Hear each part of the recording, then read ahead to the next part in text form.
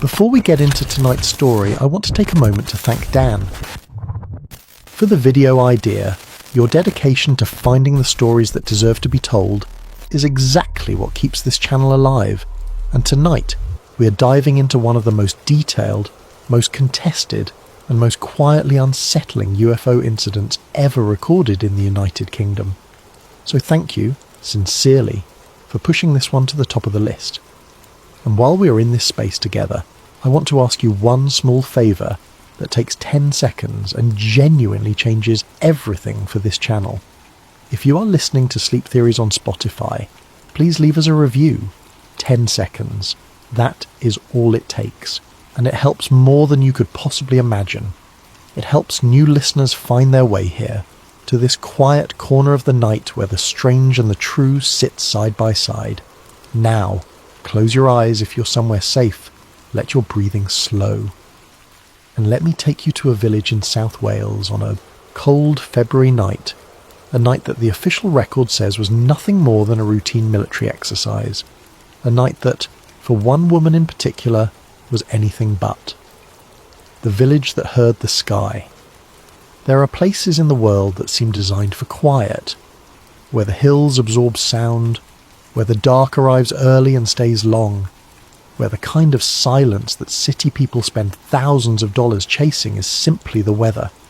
Unremarkable, ordinary, permanent. Pentyrch is one of those places. Nestled in the rolling countryside of South Wales, just a few miles northwest of Cardiff, the village has stood for centuries in the shadow of gentle hills and wide open sky. It is the kind of place where residents know the names of their neighbours, where the sound of a passing car after 10 in the evening registers as something worth noting, where the sky above is dark enough most nights to see stars. On the evening of February the 26th, 2016, the sky above Pentyrch was not dark and still. It was alive, not with stars, not with the ordinary movements of civilian aircraft arcing their way toward Cardiff Airport, not with the distant grumble of a passing freight helicopter, or the thin white scratch of a commercial jet climbing to altitude. It was alive with something else entirely, something that residents would spend the next several years trying to explain, and that the official record would close within days with a single tidy phrase: routine military exercise. But for one woman who stood in her garden and watched the sky fill with things she'd never seen before, a woman named Caz Clarke, the official explanation was never enough. And what she documented in the months and years that followed would transform a single strange night in a quiet Welsh village into one of the most extensively analysed, most fiercely debated, and most quietly compelling UFO cases in the modern history of the United Kingdom. This is the story of what happened over Pentyrch, or at least, it is the story of what we know. Part 1. The Sound That Didn't Belong. Caz Clarke was at home that evening. She has described it as an ordinary night. Nothing about the preceding hours that would have suggested anything unusual was coming. The kind of evening where you settle in, where the house is warm, where the business of living occupies your attention without drama. Just a cold February night in South Wales, unremarkable in every way. Until the sound began. She noticed it first, not as something she could hear clearly, but as something she could feel. A deep, low-frequency vibration that seemed to move through the walls of the house before it resolved into anything identifiable. A rolling pressure, almost subaudible, that registered in the chest more than in the ears. The kind of sound that unsettles you before you can explain why, before you have even consciously recognized that you are hearing something unusual. She stepped outside, and the sound became a roar. Overhead, multiple helicopters had appeared. Not one, not two, multiple. An unusual density of rotary aircraft for any setting, but extraordinary for a quiet village in the Welsh hills at 8:30 in the evening. Their lights cut through the low cloud cover, their engines overlapped into a wash of mechanical noise that filled the valley from side to side, that bounced off the hills and came back distorted, layered, impossible to localize to any single source. And then the jets arrived. Fast-moving, lower than commercial aircraft have any business flying over a residential area at night, cutting across the sky in arcs that Clarke would later describe as purposeful. Not the lazy linear path of a routine sortie, not the clean climbing angle of a military aircraft heading to altitude for a training run. These were arcs, sweeping, curved, deliberate movements that suggested the aircraft were orienting themselves around something, responding to something, maintaining position relative to something that Clarke had not yet seen. The entire valley shook with layered engine noise. This was not a single aircraft on a routine flight. This was coordinated. Multiple platforms, multiple types, moving in ways that suggested a shared purpose. The helicopters hovered and circled, the jets swept and banked, and the sound built and built until it was less like noise and more like weather. Something you could not escape, something that surrounded you entirely. Clarke stood in her garden and looked up, and that is when she saw it. People who study witness testimony in unusual aerial events will often tell you that the initial report, the first words out of the witness's mouth, before interpretation takes over, before language is refined, is frequently the most revealing. Not because it is the most polished or the most detailed, but because it captures the unmediated experience. The raw impression before the brain has had time to slot things into familiar categories. Clarke's initial description of what she saw above the tree line that night is worth sitting with. It was large, it was dark, it was shaped, and this detail would become one of the most discussed elements of her account. Like a pyramid, or like something approximating a pyramid. A shape that was widest at the base and narrowed toward the top. A shape that seemed, in her words, to absorb the light around it rather than reflect it. Not a glowing object, not a bright object, a dark object, one that registered as a shape because of what it obscured rather than what it emitted, and around it, smaller objects, luminous, moving. Whether they were separate craft or lights attached to the main object or something else entirely, Clarke could not say with certainty. But they were there. Multiple points of light, orbiting or hovering in close proximity to the larger shape, and the helicopters were circling it. This is the detail that Clarke would return to again and again in the years that followed. Not that she saw an unusual object, not that the sky was filled with military aircraft, but the relationship between the two, the way the helicopters moved relative to the thing above the tree line, the way the jets swept through the sky in arcs that seemed calibrated to maintain a specific distance from it. The sense, visceral, immediate, unmistakable, that what she was watching was not random, was not incidental, was not the accidental convergence of a military exercise and a misidentified civilian aircraft. What she was watching, she would later say, felt like a controlled engagement. It was not random. They were around it. They were there because of it. That is the only way I can describe what I saw. Whatever was in the sky that night, the aircraft were there because of it. And then, as quickly as it had begun, the object was gone. Not in any dramatic way. Not a streak of light or a sudden acceleration into the upper atmosphere. Gone in the way that things disappear in low cloud and darkness. Present, and then simply no longer visible. Whether it moved, or whether it was obscured, or whether something else entirely happened in those final moments, Clarke cannot say. She only knows that one moment it was there, and then it was not. The aircraft lingered for a time. Then they too dispersed, and the sky above Pentyrch was quiet again. Part 2. The object above the trees. Let us spend some time with the object itself, because this is where the Pentyrch case diverges most sharply from the general category of UFO report, from the vague, impressionistic accounts that investigators often receive, accounts of lights in the sky or unusual shapes at a distance that resist any specific description. Clarke was close. Whatever she saw was not distant.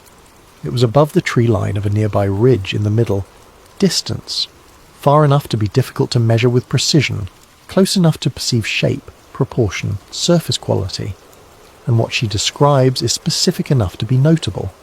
The pyramid shape is the detail that generates the most discussion. It is worth being precise about what that description implies and what it does not. Clarke has never claimed certainty about the exact geometry of the object. She has described it as pyramid-shaped, or approximating that shape. Something that narrowed from a wider base to a more pointed apex. Whether it was a perfect geometric pyramid, whether it was a rough approximation, whether the low cloud and unusual lighting conditions introduced some distortion, these are questions she acknowledges cannot be answered with certainty. What she's certain about is the size. The object was large. Not aircraft carrier large, not building large, but large in the way that makes you recalibrate your sense of scale. Large enough that it dominated the portion of sky it occupied.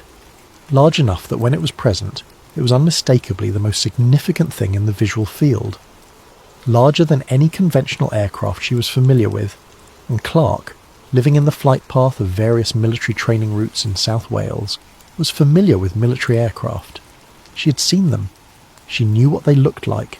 This was not that. The surface quality is perhaps the strangest element of her description. The detail that resists easy explanation. She describes it as dark. Not merely dark in colour, but dark in a way that suggested it was absorbing light rather than reflecting it. This is a precise observation, and it aligns, whether by coincidence or otherwise, with a class of phenomena described in certain advanced aerospace materials research. Surfaces engineered to minimise radar cross-section often exhibit unusual optical properties. They can appear to absorb ambient light, to render the object less visible rather than more, to create the impression that the object is, in some sense, a hole in the sky, rather than a thing occupying space. But Clarke was not thinking about stealth materials. She was standing in her garden in a Welsh village, looking up at something enormous that seemed to pull the sky into itself, and it was not making a sound. This is the detail that investigators return to most consistently. Silent flight at that scale, that proximity, that level of clearly visible physical presence and silence. Modern military aircraft are extraordinary machines. The most advanced fighters in operation today represent the absolute frontier of human aerospace engineering. And even they are loud. Even at altitude, even at distance, the acoustic signature of a jet engine is unmistakable. A helicopter generates noise that carries for miles. The physics of conventional propulsion simply does not permit the kind of silence Clarke describes. Not at the scale she is describing, not at the proximity she is describing. Which leaves, as always, a handful of possibilities. The first, Clarke's perception was distorted by the extraordinary noise of the surrounding aircraft, and the object was in fact generating sound that she simply could not separate from the broader acoustic environment. This is plausible. The helicopters were loud, the jets were loud. In that kind of acoustic wash, a lower frequency sound signature might simply have been masked. The second, the object was employing a form of propulsion that does not generate the conventional acoustic signature of jet or rotary engine systems. Something that creates lift or movement through means other than combustion and mechanical rotation. This is the explanation that the more technically minded UFO researchers reach for, and it has the virtue of accounting for the silence without requiring Clarke to be wrong about what she observed. The third possibility is the one that neither of those categories quite captures. The one that sits in the space between known technology and acknowledged ignorance. The one that the Pentyrch case ultimately refuses to resolve. Something was there, it was large, it was dark, it did not make a sound, and the military aircraft in that sky that night were not flying past it. They were flying around it. Part 3. The official explanation. Within days of the events of February the 26th, 2016, the United Kingdom's Ministry of Defence had issued its formal position on the night over Pentyrch. There had been military exercises in the area, routine, scheduled. The aircraft involved, RAF jets and military helicopters, were conducting training operations consistent with their regular operational tempo. No unusual aerial object had been detected. No unidentified craft had entered controlled UK airspace. No engagement of any kind had taken place. Case closed. This is, in structure and in tone, a deeply familiar response. Anyone who has spent time studying the institutional history of UFO reporting in the United Kingdom, or in the United States, or in France, or in any country with a functioning military and a publicly accountable government, will recognise the shape of it immediately. The acknowledgement of activity, the characterisation of that activity as routine, the specific denial of any anomalous element, the absence of any invitation for further inquiry. It is worth being precise about what the MOD statement did and did not say. It did not say that nothing unusual happened that night. It said that nothing unusual was recorded. These are meaningfully different claims. One is a statement about events, the other is a statement about documentation, and the gap between them is exactly where the Pentyrch case lives. Clarke did not accept the explanation, not because she was predisposed to reject official statements, not because she was, prior to that night, a particularly devoted UFO researcher or conspiracy theorist. She was, by her own description, an ordinary resident of an ordinary Welsh village who had seen something extraordinary and wanted to understand it. And when the official explanation arrived, and she held it up against her own experience of that night, against the scale of what she had seen, against the behaviour of the aircraft, against the silence of the thing above the tree line, it did not fit, so she began to document. What followed was not a casual collection of notes and impressions. It was a systematic, methodical, years-long project of research, of mapping, of cross-referencing, of filing freedom of information requests, of speaking with other witnesses, of consulting aviation experts, of building, piece by piece, an alternative picture of that night. A picture in which the official explanation was not necessarily false, but in which it was demonstrably incomplete.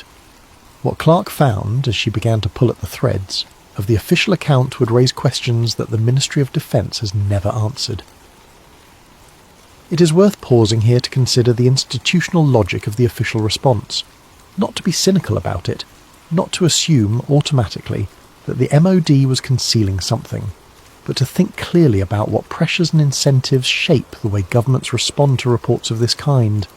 Military organisations have a structural interest in keeping their operational activities opaque. This is not conspiracy, it is function.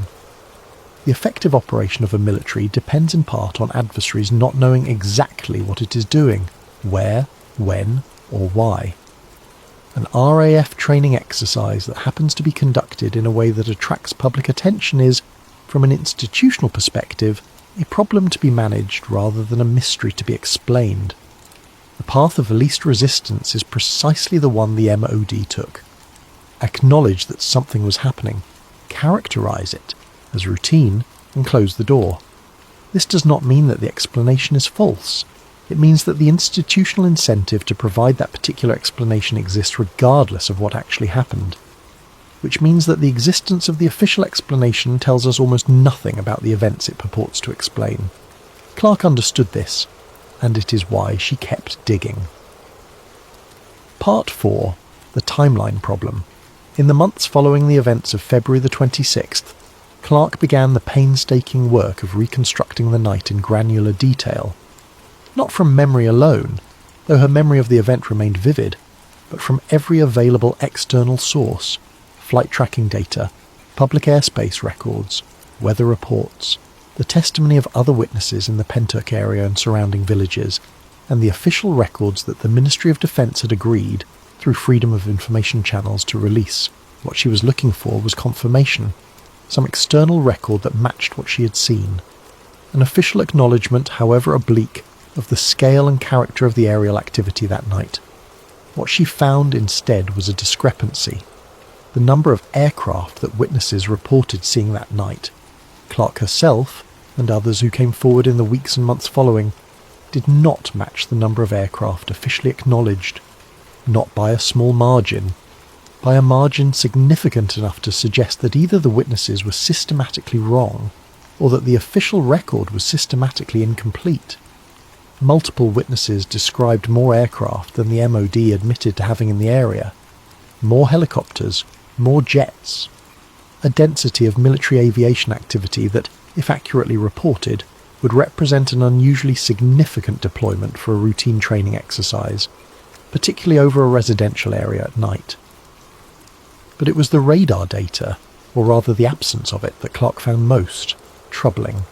She had obtained, through patient freedom of information work, certain records relating to airspace activity that night.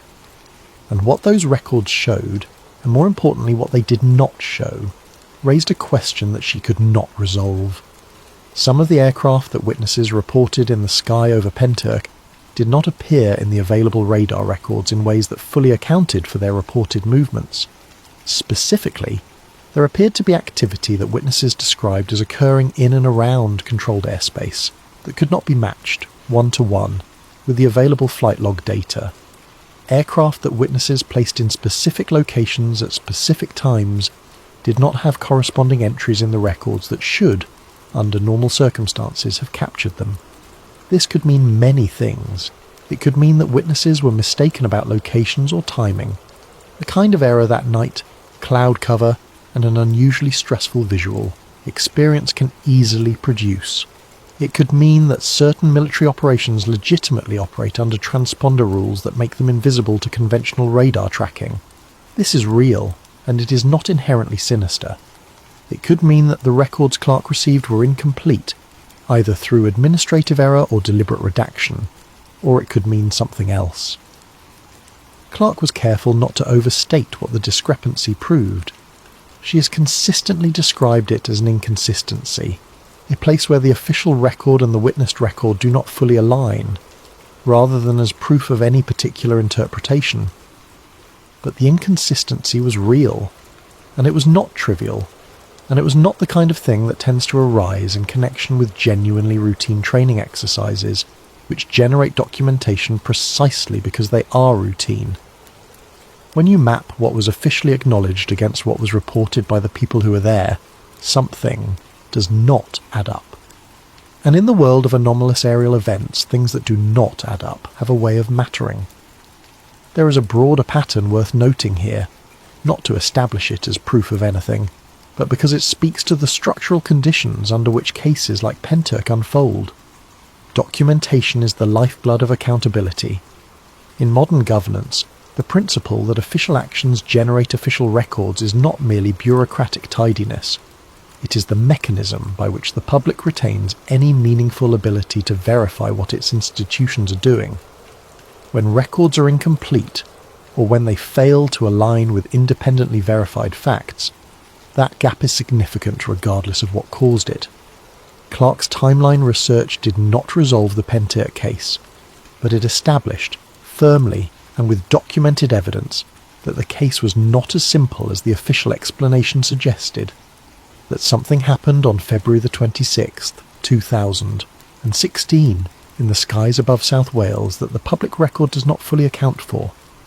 What that something was, that remained, as it remains today, an open question. Part 5. What the body remembers. In the days following the sighting, Clarke began to notice something wrong with her body. She had not expected this. The sighting itself had been disorienting, the kind of experience that leaves you unsettled, that you turn over and over in your mind, that you struggle to contextualize. But physical symptoms were something else, something that, when they appeared, pushed the experience into a different and more troubling register. The most visible symptom was on her face: irritation, redness, sensitivity, a quality she would later describe as resembling mild burns, not severe, not debilitating, but visible, localized to the parts of her face that had been exposed to the sky during the sighting, the parts that had been, in some sense, facing whatever was above, the tree line. There was also fatigue, not ordinary tiredness, but a heaviness, a depletion that went beyond what the stress and disruption of an unusual night might explain, a tiredness that settled in and did not lift in the way that ordinary tiredness lifts. That persisted for days in a way that prompted her to pay attention, and sensitivity to light, a photosensitivity that had not been present before the night of February the 26th, and that Clarke noticed in the days that followed, a threshold that had shifted, an intolerance for brightness that had not previously characterized her experience. She sought medical attention. The symptoms were noted, but no cause was identified. No official medical explanation was ever confirmed that connected these symptoms to the events of that night, or to any specific environmental exposure during the sighting. Clarke believes the symptoms were caused by proximity to the object, or to whatever forces surrounded it. Whatever propulsion system it used, or whatever field effects it generated, or whatever the interaction between it and the military aircraft produced in terms of electromagnetic or other environmental outputs. She is not the first person to describe physical symptoms following a close proximity UFO encounter. The literature on this subject, setting aside entirely the question of what these objects are, is substantial. Cases in which witnesses report skin irritation, unusual fatigue, photosensitivity, and other symptoms in the days following an encounter represent one of the more consistent threads running through decades of reported close proximity sightings across multiple countries. The fact that this pattern exists does not, on its own, validate any particular interpretation of those sightings. Unusual physical symptoms following an unusual and stressful experience can arise from many sources that do not require exotic explanation. Psychological stress, disrupted sleep, the physiological effects of a sudden adrenaline response.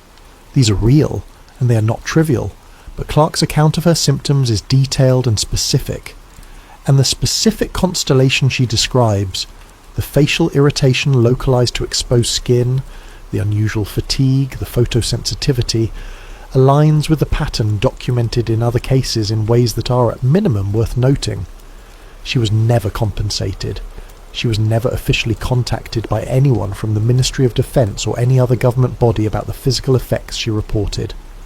The case remained, officially, a routine military exercise with no anomalous elements, and Clarke remained with symptoms she could not explain in a village that the official record insisted had experienced nothing unusual.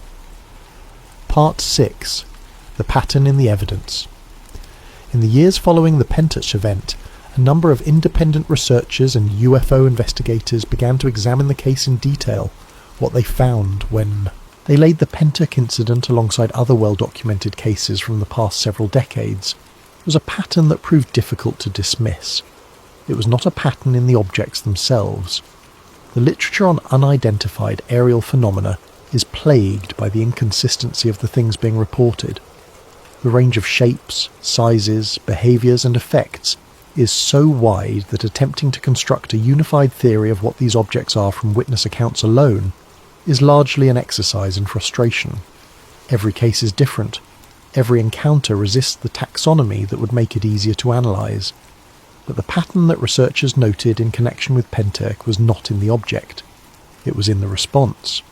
When significant UFO sightings occur, particularly those that involve multiple witnesses, close proximity, and unusual physical characteristics, they are, with striking regularity, accompanied by a specific sequence of official actions. Military presence typically arriving quickly and in greater numbers than the described activity would seem to warrant. A rapid official explanation issued before any extensive public inquiry has been conducted, and then minimal follow-up. The case is closed before it is really opened. The explanation is provided before the questions are fully formed. Pentyrch followed this pattern precisely. Military aircraft arrived in numbers that witnesses found extraordinary. An explanation was issued within days, and then the institutional machinery fell silent. No extended inquiry. No public engagement with the inconsistencies that Clarke's research had identified. No acknowledgement that the scale of the response, if the witness accounts were anywhere near accurate, seemed disproportionate to the stated cause. This pattern is sometimes cited by skeptics as evidence that the military knows exactly what these things are, and is embarrassed to admit that their own experimental platforms are generating public alarm.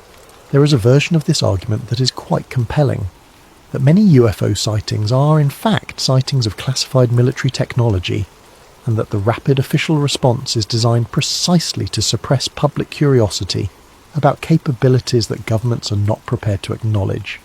This is not a conspiracy theory in the dismissive sense. It is a structurally coherent explanation that accounts for several features of cases like Pentyrch without requiring anything beyond the known tendency of military organisations to protect information about their capabilities.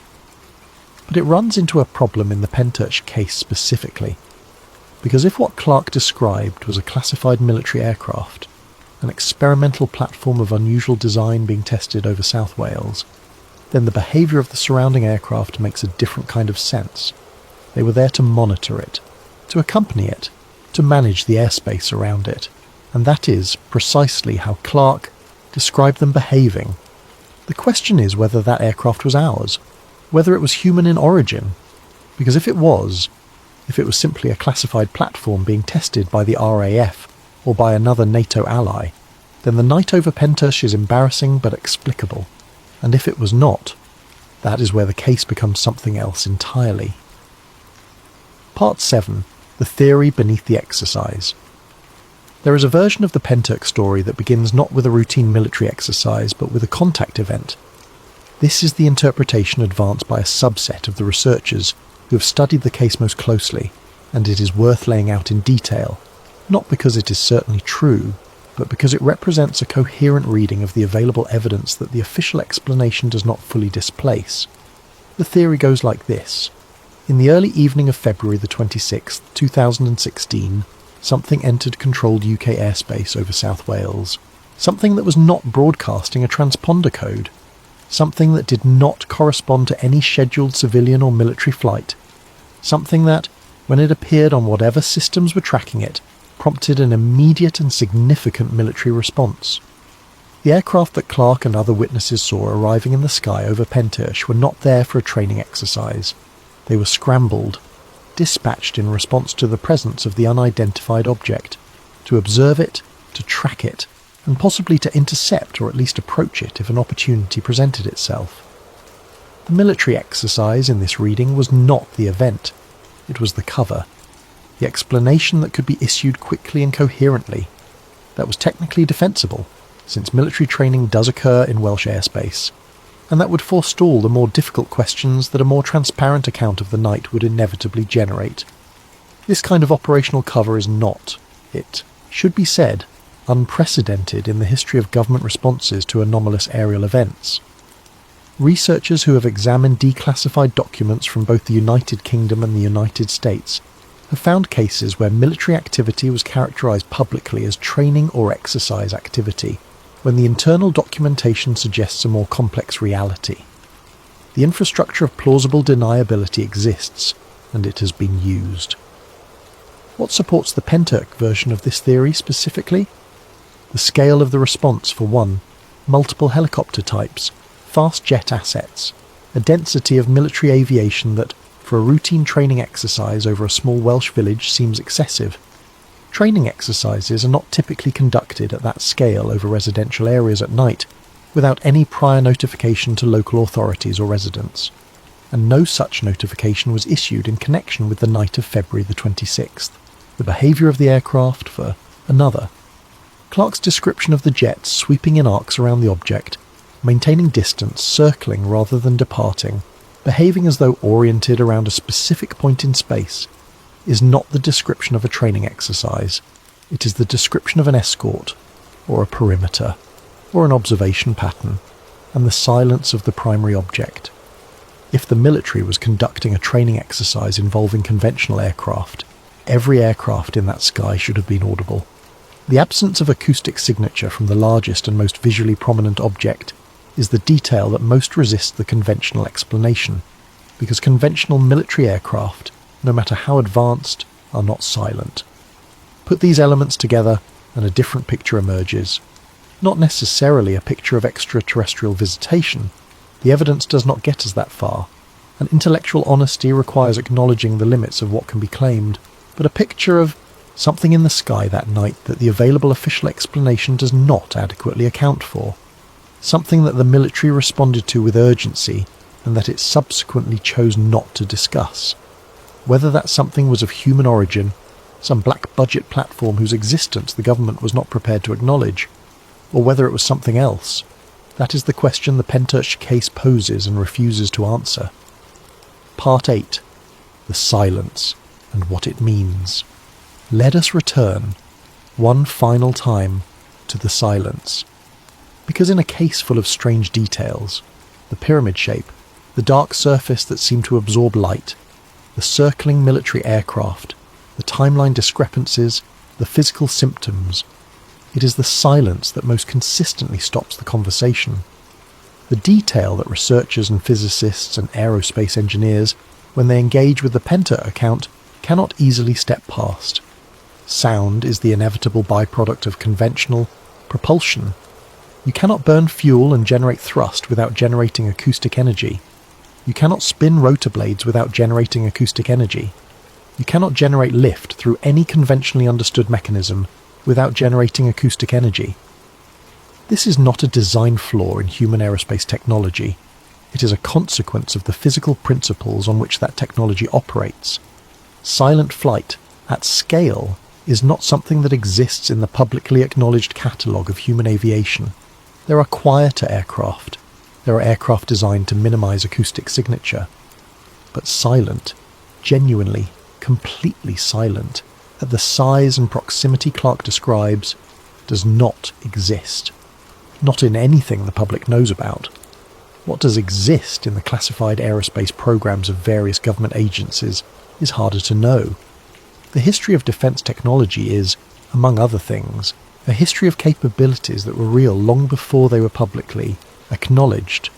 Stealth technology was operational for a decade before it was revealed. Drone technology was mature before it entered public discourse.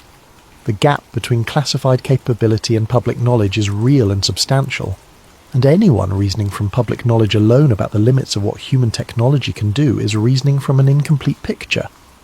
But even accounting for that gap, even granting the widest possible scope to classified aerospace development, the silent large-scale flight that Clarke describes pushes against what the physics of propulsion are understood to permit, not just against what is publicly known, but against what our current understanding of the physical world suggests should be possible, unless the propulsion system is doing something that our understanding of physics does not yet account for. This is where the conversation becomes very difficult to have in a sober and analytical register, because the moment you introduce the possibility of physics transcending technology, you have opened a door that is very hard to close responsibly. Every extraordinary claim has its advocates. Every anomalous observation can be recruited into a framework that places it beyond rational scrutiny. But the Pentyrch case does not require that door to be opened carelessly. It simply requires acknowledging that the silence of the object Clarke described is a fact, a reported fact from a consistent and detailed witness, that the official explanation does not address, not in any way. The MOD statement does not say what the silent, dark, pyramid-shaped object was. It says there was no unusual object. These are different claims, and the first claim does not become more plausible simply because the second is asserted with institutional authority. Whatever was in the sky above Pentyrch on February the 26th, 2016, it was not meant to be heard, or it could not be heard, and in either case, the question of what exactly remains exactly as open as it was the moment Clarke stepped back inside and the valley fell silent again. Part 9. The witnesses who came forward. Clarke was not alone. In the weeks and months following the events of February the 26th, as Clarke began to speak publicly about what she had seen, others came forward, quietly in many cases, without fanfare, without the appetite for attention that tends to characterise the less credible end of the UFO witness spectrum. Ordinary residents of Pentyrch and the surrounding area, people who had stood in their gardens or been woken by the noise, or glanced out of a window and seen something they did not know how to explain. Their accounts varied in detail, as accounts of the same event always do. Memory is not a recording device. Perception is not a camera. Two people standing 500 metres apart looking at the same sky at the same moment will not, under ordinary circumstances, produce identical descriptions. The perceptual differences between Clarke's account and those of other witnesses are not evidence of fabrication. They are evidence of genuine human perception. But through those variations, certain consistent elements emerged. The scale of the military aircraft activity was described consistently as extraordinary. Not one or two aircraft, but many. Helicopters and jets. A density that felt to multiple independent witnesses like something more than a training run. Several witnesses described the noise as unlike anything they had previously experienced over the area. And these were people who had lived in the flight path of Welsh military airspace for years. They knew what a training exercise sounded like. This was different. Some witnesses described seeing lights that did not correspond to the navigation lighting systems of conventional aircraft. Points of light that moved in ways they found unusual. Not the steady blinking pattern of a civilian aircraft. Not the searchlights of military helicopters. Something else. And more than one witness, independently of Clarke, described a sense, visceral, difficult to articulate, that the activity in the sky was organised around a central point. That the aircraft were not simply passing through the area. That they were, in some sense, present because of something else that was also present. None of these witnesses described, in the specific and detailed terms that Clarke used, a large pyramid-shaped object. But several described anomalous lights or shapes in the area of the sky where Clarke placed her object, and none of them, independently, produced an account that aligned more closely with the official explanation than with Clarke's. The corroboration is not perfect, it never is, but it exists, and it is the kind of independent, convergent, unsolicited corroboration that investigators in any field, not just UFO research, treat as meaningful when it appears. Part 10. What the Landscape Remembers. There is something about the geography of Pentyrch that is worth sitting with for a moment. Something about the landscape itself that becomes relevant when you consider what may have happened there. South Wales is not merely a scenic corner of the United Kingdom. It is, and has been for decades, home to a significant concentration of military infrastructure. RAF Saint-Athan sits less than 15 miles from Pentyrch. The Brecon Beacons, the training ground of the British Army's most elite units, the SAS among them, are to the north. The airspace over Wales has been used for low-level military training for as long as modern military aviation has existed in Britain. The sound of military aircraft is not, to the residents of this region, an unusual thing, which is precisely why the February 26th event stood out to those who witnessed it. Because these were people who knew what military activity in their airspace looked and sounded like. They had reference points that residents of a city or a quieter rural area simply would not have. When they said the activity that night felt different, felt like more than a training exercise, felt organised around something, felt unlike anything they had previously seen over those hills. They were speaking from direct comparative experience. They were not simply alarmed by something unfamiliar. They were alarmed by something familiar behaving in an unfamiliar way. This is the kind of witness testimony that deserves particular weight. Not because it is definitive, it is not, but because it comes from people for whom the baseline is well established. The anomaly is more meaningful when the person reporting it has an extensive understanding of what normal looks like. And Pentyrch, in early 2016, was full of people for whom military airspace activity was background noise, until the night it was not. Part 11. The broader context. UFOs. Over Britain, the Pentyrch event did not occur in a vacuum. It arrived in the context of a long and quietly fascinating history of anomalous aerial events over the United Kingdom. A history that the British government has, over the decades, engaged with in ways ranging from serious military investigation to studied institutional indifference. The United Kingdom's Ministry of Defence ran a UFO desk, formerly titled the UFO Project, from 1950 to 2009.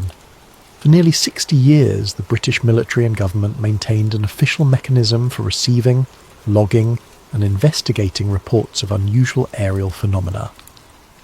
When that desk was closed in 2009, the MED stated that the project had never found any evidence that UFOs represented a threat to UK airspace, or that they were of extraterrestrial origin. What the MOD did not say, and what researchers who have examined the thousands of declassified files that were released following the closure of the UFO project noted, was that the project had found a great many things it could not explain.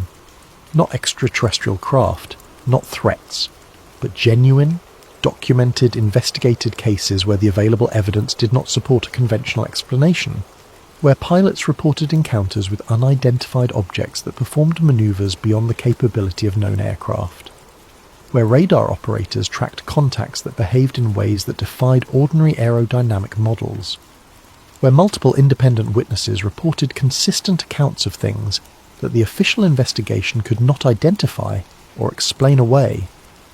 These cases did not, in the MOD's formal assessment, constitute evidence of extraterrestrial visitation, but they did constitute evidence that something was, on occasion, happening in British airspace that the military and government could not fully account for.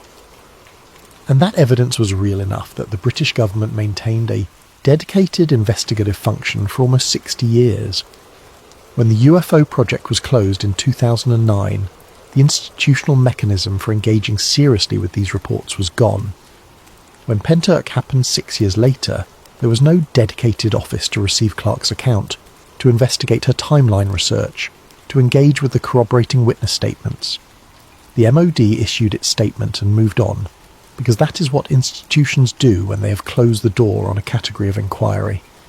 Clarke was left with her documentation, her discrepancies, and her unanswered questions, as were all the other witnesses, as, in a very real sense, was anyone who takes seriously the possibility that what happened over Pentyrch on February the 26th, 2016 was not simply a routine training exercise. Part 12. The Case That Would Not Close. Years after the night of February the 26th, the Pentyrch case remains open in every meaningful sense except the official one. Clarke has continued her research. She has spoken at conferences. She has appeared in documentaries. She has filed Freedom of Information request after Freedom of Information request, receiving partial responses and redacted documents, and the occasional confirmation of something she already knew, punctuated by the frequent confirmation that the information she is seeking is either not held or is held but cannot be disclosed under one exemption or another. She has built, over years of patient, methodical, unglamorous work, the most complete public account of what happened over Pentyrch that currently exists, and it is still not complete. It cannot be complete. Because the information that would complete it, the actual internal records of what the military knew, what it tracked, what it responded to on that night, remains, if it exists at all, beyond the reach of public disclosure. This is the deepest frustration of cases like Pentyrch. Not that the truth is necessarily hidden. Not that there is necessarily a dramatic revelation sitting in a classified file somewhere that would resolve everything, but that the institutional machinery of secrecy and classification means that the space between the official explanation and the witnessed reality cannot be closed through legitimate inquiry. It can only be inhabited, lived in, examined from multiple angles, described with as much precision as the available evidence permits, without ever being resolved. Clarke has inhabited that space for years now. She is not, by the accounts of those who have spoken with her, a person consumed by obsession or driven by the need to be right. She's a person who saw something she cannot explain, who found that the explanation she was given did not fit the experience, and who responded by doing the work of trying to find out why. That is a recognisably human and deeply rational response to a genuinely unusual situation. The fact that years of work have not yielded a resolution is not a reflection of her failure. It is a reflection of the nature of the case, of the institutional structures that surround it, of the fundamental difficulty of establishing what actually happened in a Welsh sky on a cold February night, when the only entities with complete access to the relevant information have chosen not to share it. She saw something. Others saw it. The records do not fully account for it. And the explanation that was issued before anyone had properly asked the questions has never been updated, refined, or revisited. This is where the Pentyrch case lives, not in the dramatic register of confirmed extraterrestrial contact or government conspiracy. In the quieter, harder, more unsettling register of genuine uncertainty, of something real that happened, that was witnessed by multiple people, that the available official record does not adequately explain, and that the institutional mechanisms designed to provide explanation have declined to engage with meaningfully. //epilogue. The night that was explained today, if you look up the Pentyrch event in official records, you will find a tidy entry. Military exercises, routine activity, no unusual aerial phenomena, case closed. If you look up the hill road outside the village, the road that runs along the ridge above the tree line where Clarke saw the object hover, it looks exactly as it always has. Quiet, green, ordinary in the way that Welsh countryside is ordinary, profoundly, almost aggressively quiet when the weather is still. The kind of place where it is genuinely difficult, standing in the afternoon light on a calm day, to reconstruct the atmosphere of that February night. To inhabit the version of this place where the sky was full of aircraft and something dark and silent hung above the trees. But the reports remain.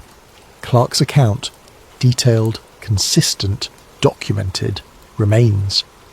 The accounts of other witnesses remain. The timeline discrepancies that her research identified remain. The physical symptoms she documented remain. The pattern of response that researchers have noted, placing Pentyrch alongside other significant aerial events and finding the same fingerprints, rapid explanation, minimal follow-up, institutional silence, remains. And the silence of the object remains, in the sense that it is still, after all these years, unexplained. That no one has stood up and said, here is the technology that produced that acoustic silence at that scale. Here is the platform. Here is how it works. Here is why the explanation we gave you was true, and why the silence you found so puzzling was simply a feature of a system we were testing and prefer not to discuss in detail. That statement has never been made, which means either that the object was something that cannot be explained in those terms, something for which no such statement is possible, or that the people who could make it have chosen not to, and in either case the question stands, what was in the sky above Pentyrch on February the 26th, 2016? What was it that moved without sound through the low cloud over a Welsh village, while military aircraft swept the sky around it? What was the darkness above the tree line that absorbed the light and made no noise, and left a woman standing in her garden, with her face turned up, and her hand raised to shade her eyes against nothing? No brightness, no beam, just a shape that shouldn't have been there, surrounded by things that were clearly, unmistakably responding to its presence. We don't know. We genuinely, honestly, after years of research and documentation, and freedom of information requests and expert analysis and witness interviews and comparative case studies, we don't know. And there is something important in that not knowing, something worth holding on to rather than rushing past, because the pressure to resolve, uncertainty, to pick a side, to declare it either a misidentified military craft or an alien vessel, to close the case in one direction or the other, is exactly what the evidence does not support. The evidence supports uncertainty. It supports the conclusion that something happened that the official explanation does not fully account for, and that we do not have access to the information that would allow us to say what that something was. That is not a satisfying place to end. But it is an honest one. The night over Pentyrch was officially explained within days, but for those who were there, for Clarke, for the other witnesses who stood in their gardens and looked up at a sky that should have been quiet and wasn't, it has never been explained at all.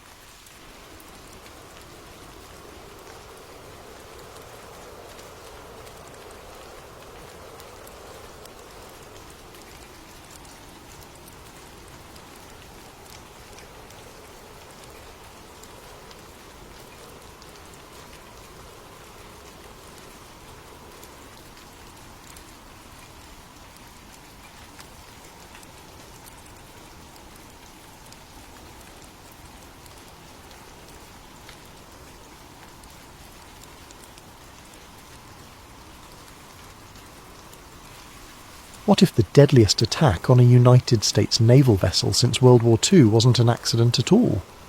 What if 34 Americans died not in confusion, but as collateral damage in a weapons test so secret that the US government spent 50 years burying the truth beneath layers of classified silence?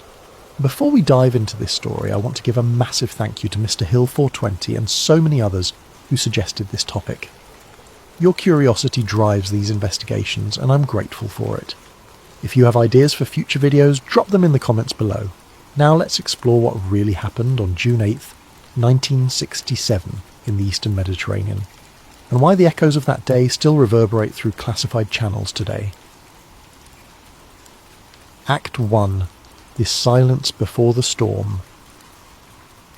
June 8th, 1967, 1400 local time. Eastern Mediterranean, 25 nautical miles off the Sinai coast. The USS Liberty cut through calm waters under a flawless Mediterranean sky. At 455 feet long and displacing over 10,000 tons, the modified Victory-class cargo ship looked unremarkable. A rusting relic of World War II pressed back into service. But appearances deceived. Bristling with antennas, microwave dishes, and SIGINT collection arrays, Liberty was the NSA's floating ear in the Middle East, listening to a region on the brink of tearing itself apart. The Six-Day War had erupted 4 days earlier. Regional powers clashed across ancient battlefields, while Cold War superpowers watched nervously from the sidelines.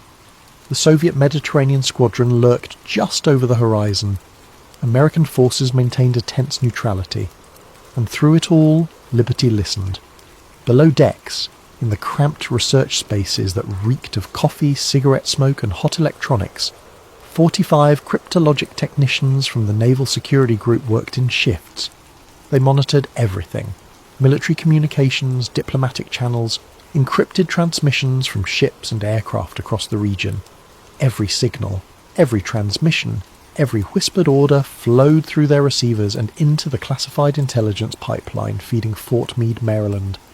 Petty Officer First Class Mark Reynolds had been on station for 6 hours straight. At 24 years old, he possessed the kind of focused intensity that made him perfect for signals intelligence work, able to distinguish signal from noise in the chaotic electromagnetic spectrum of a war zone. His station monitored multiple frequencies, including those reserved for American military operations. At 14:13, Reynolds's headphones crackled with a transmission that made him straighten in his chair. The signal came through on a frequency that shouldn't have been active, a restricted channel reserved for classified naval operations. The encryption pattern was sophisticated, military grade, but something felt wrong. Reynolds keyed his recorder and leaned closer. "Shadow 7 to Cyan Control," a voice said in clear English with an American accent.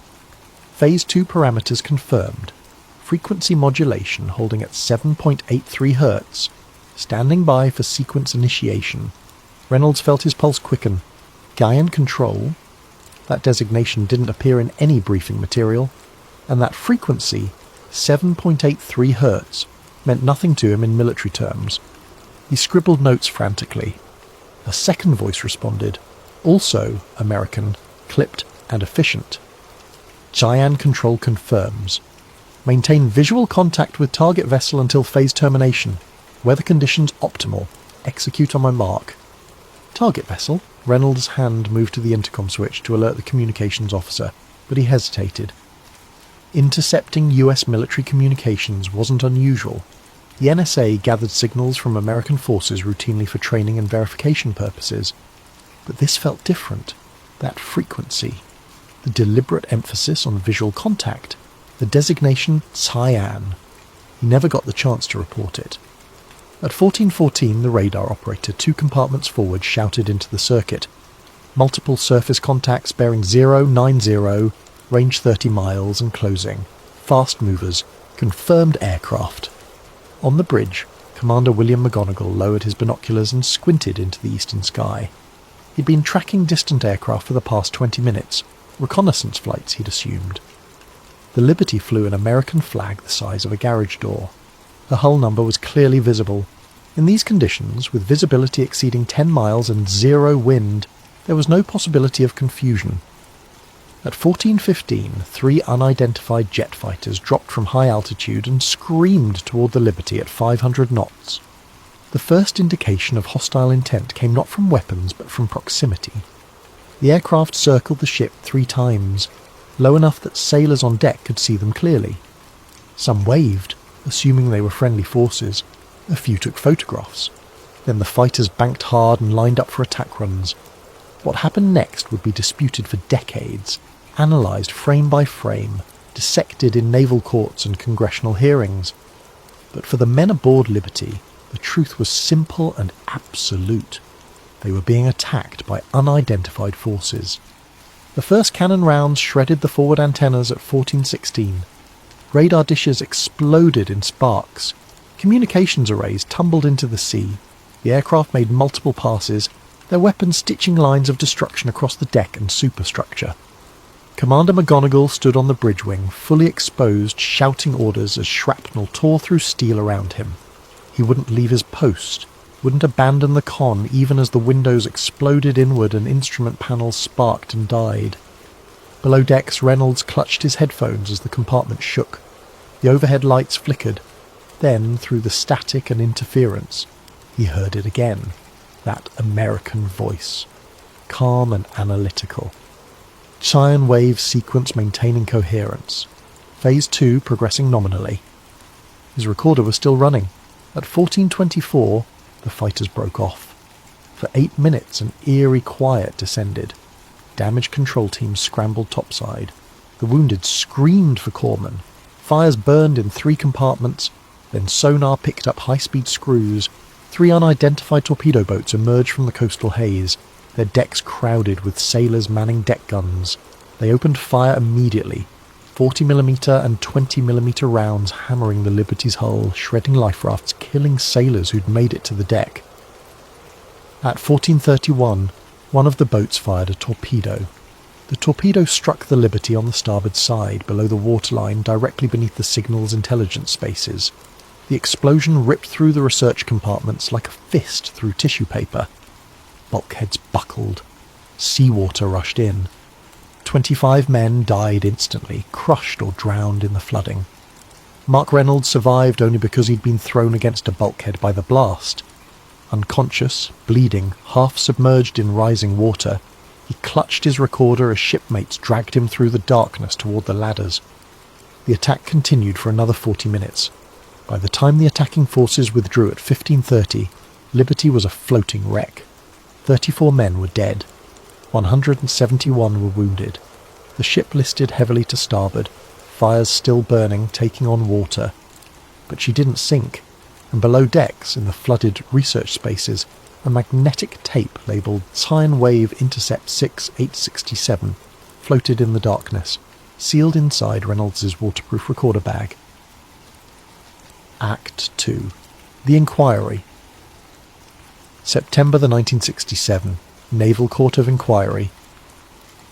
Malta. The official inquiry convened 3 months after the attack, far from American shores and prying media. Rear Admiral Isaac Kidd Jr. presided, a stern-faced officer with 30 years of service and a reputation for thorough investigation. The court's mandate was clear: determine what happened, who was responsible, and whether Liberty's crew bore any fault for their own casualties. From the beginning, something felt wrong. Witnesses testified to crystal-clear weather, a clearly marked American flag, the ship's hull number visible for miles. They described the methodical nature of the assault, not frenzied combat, but deliberate targeting of antennas and communications equipment. Some testified to seeing torpedo boats machine-gunning life rafts. The official explanation came swiftly: a case of mistaken identity during a chaotic regional conflict. Foreign forces had confused Liberty for an enemy vessel. Tragic but understandable in the fog of war, sincere apologies, compensation offered. The American government accepted this explanation within hours of the attack, but the evidence suggested otherwise. On the 3rd day of testimony, Mark Reynolds took the stand. His face was still mottled with burn scars, his left hand bandaged. He walked with a pronounced limp. The court recorder noted that he seemed nervous, kept glancing at the door, Admiral Kidd asked him to describe his duties on June 8th. Reynolds began with routine details, his station, his assignment, the frequencies he monitored. Then he paused. "Sir, I need to submit evidence," Reynolds said quietly. "What sort of evidence, Petty Officer?" "An audio recording. I made it during the attack. It contains transmissions I intercepted on a secure frequency. American voices coordinating the attack sequence." The courtroom went silent. Kidd leaned forward. "You recorded American personnel coordinating an attack on an American vessel." "I don't know what I recorded, sir. But the voices were American.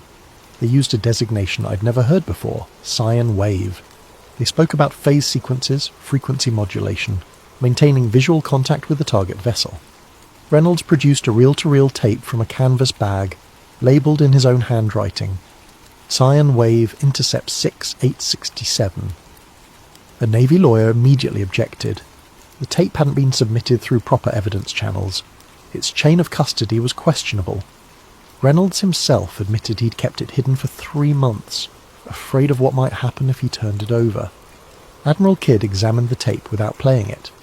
"This will be entered into evidence and reviewed by appropriate authorities. Petty Officer Reynolds, you are to discuss this with no one outside this court. Is that clear?" "Yes, sir." The tape was logged as Evidence Item 47B, placed in a sealed envelope and transferred to a secure evidence locker. It vanished. No official record of the tape exists in the declassified inquiry documents. Reynolds's testimony about it was redacted from the public version of the proceedings. When he tried to follow up weeks later, he was told the tape had been misplaced during transfer to NSA custody for technical analysis. 3 months later, Reynolds received orders to a submarine tender in the Pacific. His security clearance was administratively reduced. His service record noted, "Not recommended for cryptologic assignments." He never spoke publicly about Liberty or Cyan Wave again. Fort Meade, Maryland, November 1967. NASA headquarters. Linda Baker had worked for the National Security Agency for 11 years, analysing signals intelligence from every corner of the globe. At 36, she was one of the senior analysts in the Naval SIGINT Division, trusted with the most sensitive intercepts. In November 1967, she was tasked with reviewing backup recordings from the Liberty attack, part of the NSA's internal assessment of what went wrong with their intelligence collection that day. The work was tedious. Hours of radio chatter, static, routine military communications. But Baker had a gift for pattern recognition, for seeing anomalies others missed. On her 4th day reviewing the backups, she noticed something odd. At several points during the attack, 1414, 1422, 1429 and 1441, her spectrum analysis showed unusual electromagnetic activity. Brief bursts of extremely low-frequency interference, lasting only seconds but powerful enough to partially distort other signals. She ran the frequencies through analysis software, 7.83 Hz, repeating. Baker frowned. That frequency was known as the Schumann resonance, the natural electromagnetic frequency of the Earth's ionosphere, created by lightning discharges globally. It had nothing to do with military communications. Radio equipment didn't operate at that frequency. It was too low, too weak, essentially background noise of the planet itself. So why did it appear in military signal intercepts at the exact moments of Liberty's attack phases? She wrote a technical memo and submitted it through channels. The response came back 3 days later. Technical artifact. Atmospheric interference. No intelligence value. But Baker wasn't satisfied. She cross-referenced the timing against the attack timeline reconstructed from survivor testimony. The frequency spikes occurred precisely when aircraft began their runs, when the torpedo boats opened fire, when the torpedo was launched. Not random atmospheric interference, coordinated. She tried to dig deeper, requesting access to Liberty's raw intercept logs, the unprocessed recordings captured by the ship's equipment. Her request was denied. Those materials were classified at a level above your current access. Linda Baker had top-secret clearance. What could be above that? She tried a different approach. Using her access to the NSA's internal file system, she searched for any mention of Cyan Wave. One result appeared, a project file from 1965 heavily redacted, sponsored jointly by DARPA and the Office of Naval Intelligence. The project number was CW-12/7. The file contained only 3 pages. Most of it was blacked out, but one paragraph remained visible. Project Scion Wave explores applications of extremely low-frequency electromagnetic modulation for tactical radar signature manipulation. Testing requires controlled combat environment with multiple sensor platforms. Operational security classification, Cosmic Top Secret. Cosmic Top Secret was a NATO designation, higher than anything in the standard US classification system. Baker printed the page, then immediately regretted it. She looked around her cubicle, suddenly paranoid. This wasn't just classified. This was the kind of material people's careers ended over. She folded the page into her purse and deleted her search history. That night she typed a summary of her findings and mailed it to herself at her home address. If something happened to her at work, if these files disappeared, or she was suddenly reassigned, at least she'd have proof she'd seen them. 2 weeks later, her supervisor called her into a meeting. NSA Security was conducting a routine review of database access logs. Nothing to worry about, just standard procedure. They asked her about her search for Scion Wave. Baker kept her face neutral. I came across the term in a Liberty Intercept backup and wanted to understand the context. And did you? No, the file was mostly redacted. The security officer smiled. Good. That means the classification system is working. In the future, if you encounter project names you don't recognize, please submit an information request through proper channels rather than searching directly. Understood. Understood. She wasn't reassigned, her clearance wasn't revoked, but the message was clear: some doors stay closed. Linda Baker returned to her routine work, analysing intercepts from Vietnam and the Soviet Union. She never searched for Scion Wave again, but she kept that printed page hidden in a safety deposit box. Act 3. The Declassified Ghost. 2003 to 2017. The Long Thaw. In the years following the Cold War's end, the intelligence community slowly began declassifying historical materials under the Freedom of Information Act. Thousands of pages from the 1960s and 70s filtered into public archives, NSA operational summaries, CIA memoranda, military intelligence assessments. The USS Liberty attack, still controversial decades later, attracted particular attention from researchers and conspiracy theorists. Survivors had formed advocacy groups. Journalists had written books questioning the official mistaken identity narrative. The government maintained its story quietly but firmly. In 2003, the NSA released the first batch of Liberty-related intercepts, heavily redacted but enough to confirm that the agency had been monitoring communications in real time during the attack. Linda Baker, now retired and 72 years old, read about the release in the Washington Post. She'd thought about that day in 1967 occasionally over the decades, wondered what had really happened to that tape, whether anyone else had noticed those strange frequency spikes. She requested her old security clearance be reactivated, a privilege available to retired intelligence personnel for consulting work. The approval took 6 months, but eventually she received her credentials and access to the NSA's historical archives in College Park, Maryland. She spent 3 weeks reading through the declassified Liberty materials. Most of it she'd seen before: the attack timeline, intercept summaries, damage reports. But then she noticed something. In the official NSA summary from June 1967, the page numbers jumped. Page 13 was followed by page 15. Page 14 was missing. Baker checked the original classification log. Page 14 had been titled Classified Naval Operations, Coordination with Advanced Research Projects. That page remained classified. She submitted a FOIA request for page 14 specifically. The response took 2 years. Denied. Material still classified in the interest of national security. But Baker had spent 11 years at NSA. She knew how to read around redactions, how to find information in metadata and file structures. She started pulling every document from 1967 that referenced classified naval operations in the Mediterranean. Most were routine: submarine deployments, carrier group movements, Soviet naval tracking operations. Then she found it. A budget document from early 1967, listing project expenditures for the Office of Naval Research. Buried in a table of appropriations, CW 12/7, Field Test Coordination, $8.7 million. The date range, May 15th, 1967 to June 30th, 1967, exactly covering the period of the Six-Day War. Baker's hands trembled as she photographed the page with her phone. After 50 years, proof that sine wave wasn't a phantom, wasn't something she'd imagined. She kept digging.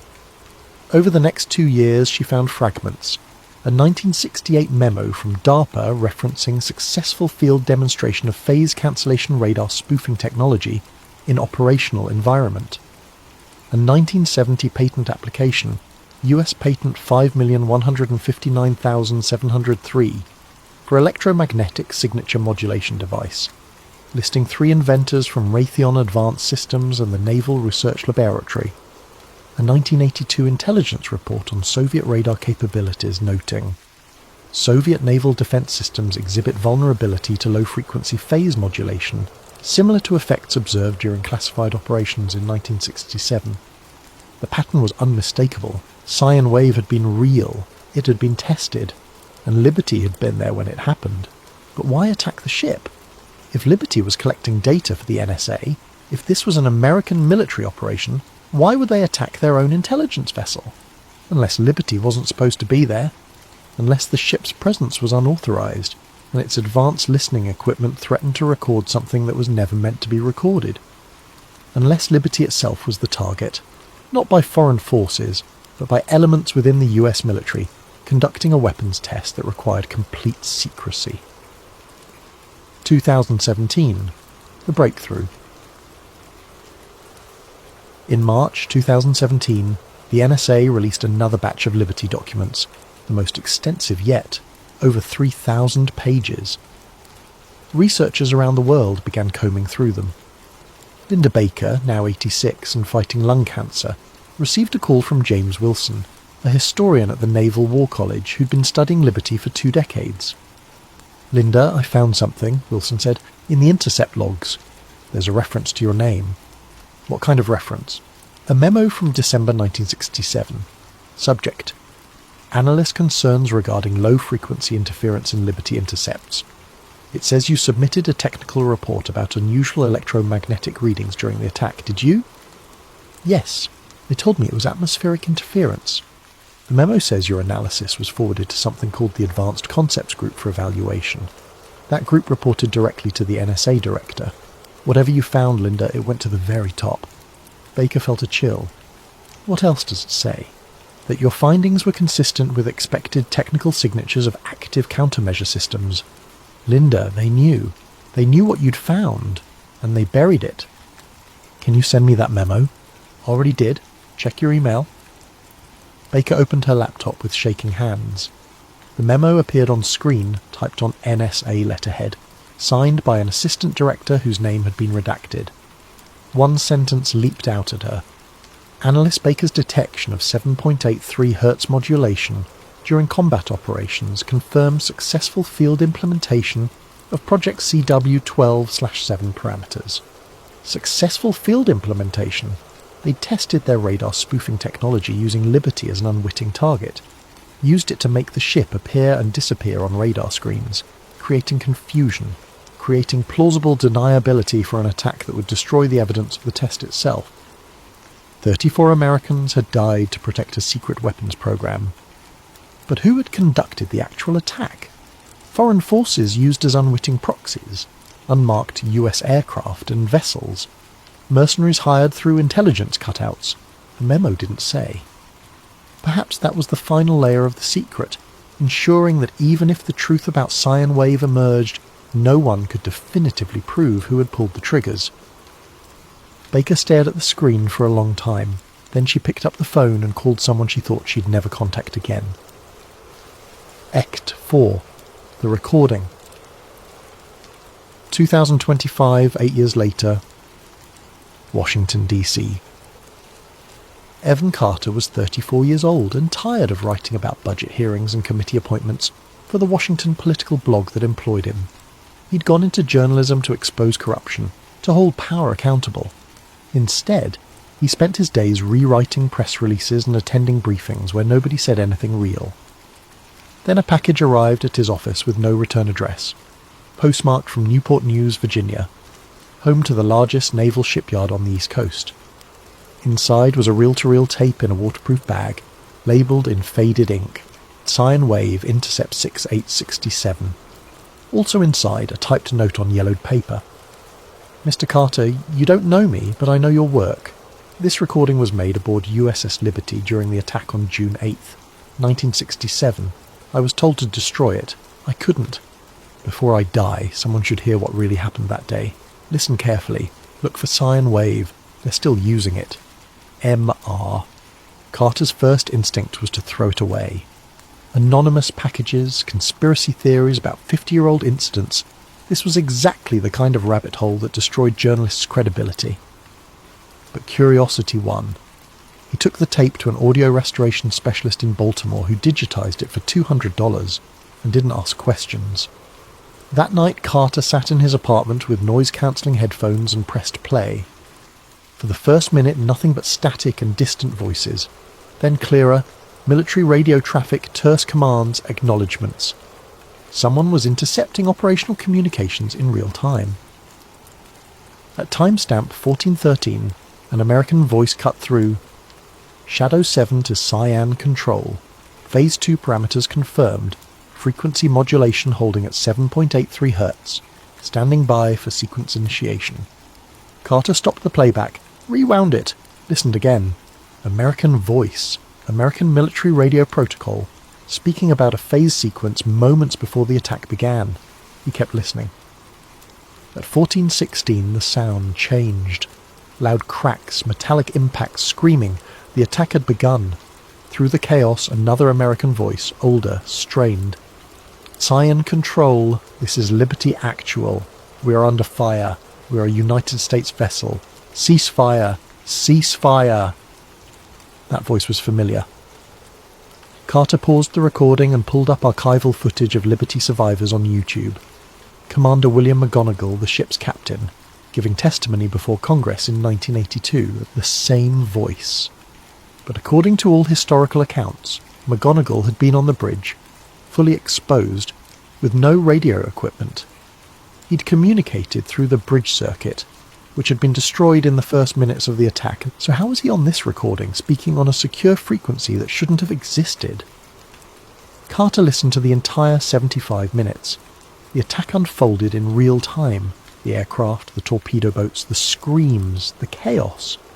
And beneath it all, periodically cutting through, those calm American voices. Maintain visual lock, phase progression nominal, data collection continuing. At timestamp 1528, just before the attacking forces withdrew, one final transmission. Cyan Control to all stations, phase termination in 60 seconds, secure all data collection equipment. Shadow 7, confirm recording status. Recording complete, 73 minutes of continuous sensor data. Phase cancellation maintained throughout engagement. Excellent. Return to station. Operation Cyan Wave is concluded. Then silence. Carter sat in the darkness of his apartment, heart pounding. He just listened to evidence of a classified US military operation targeting one of its own ships.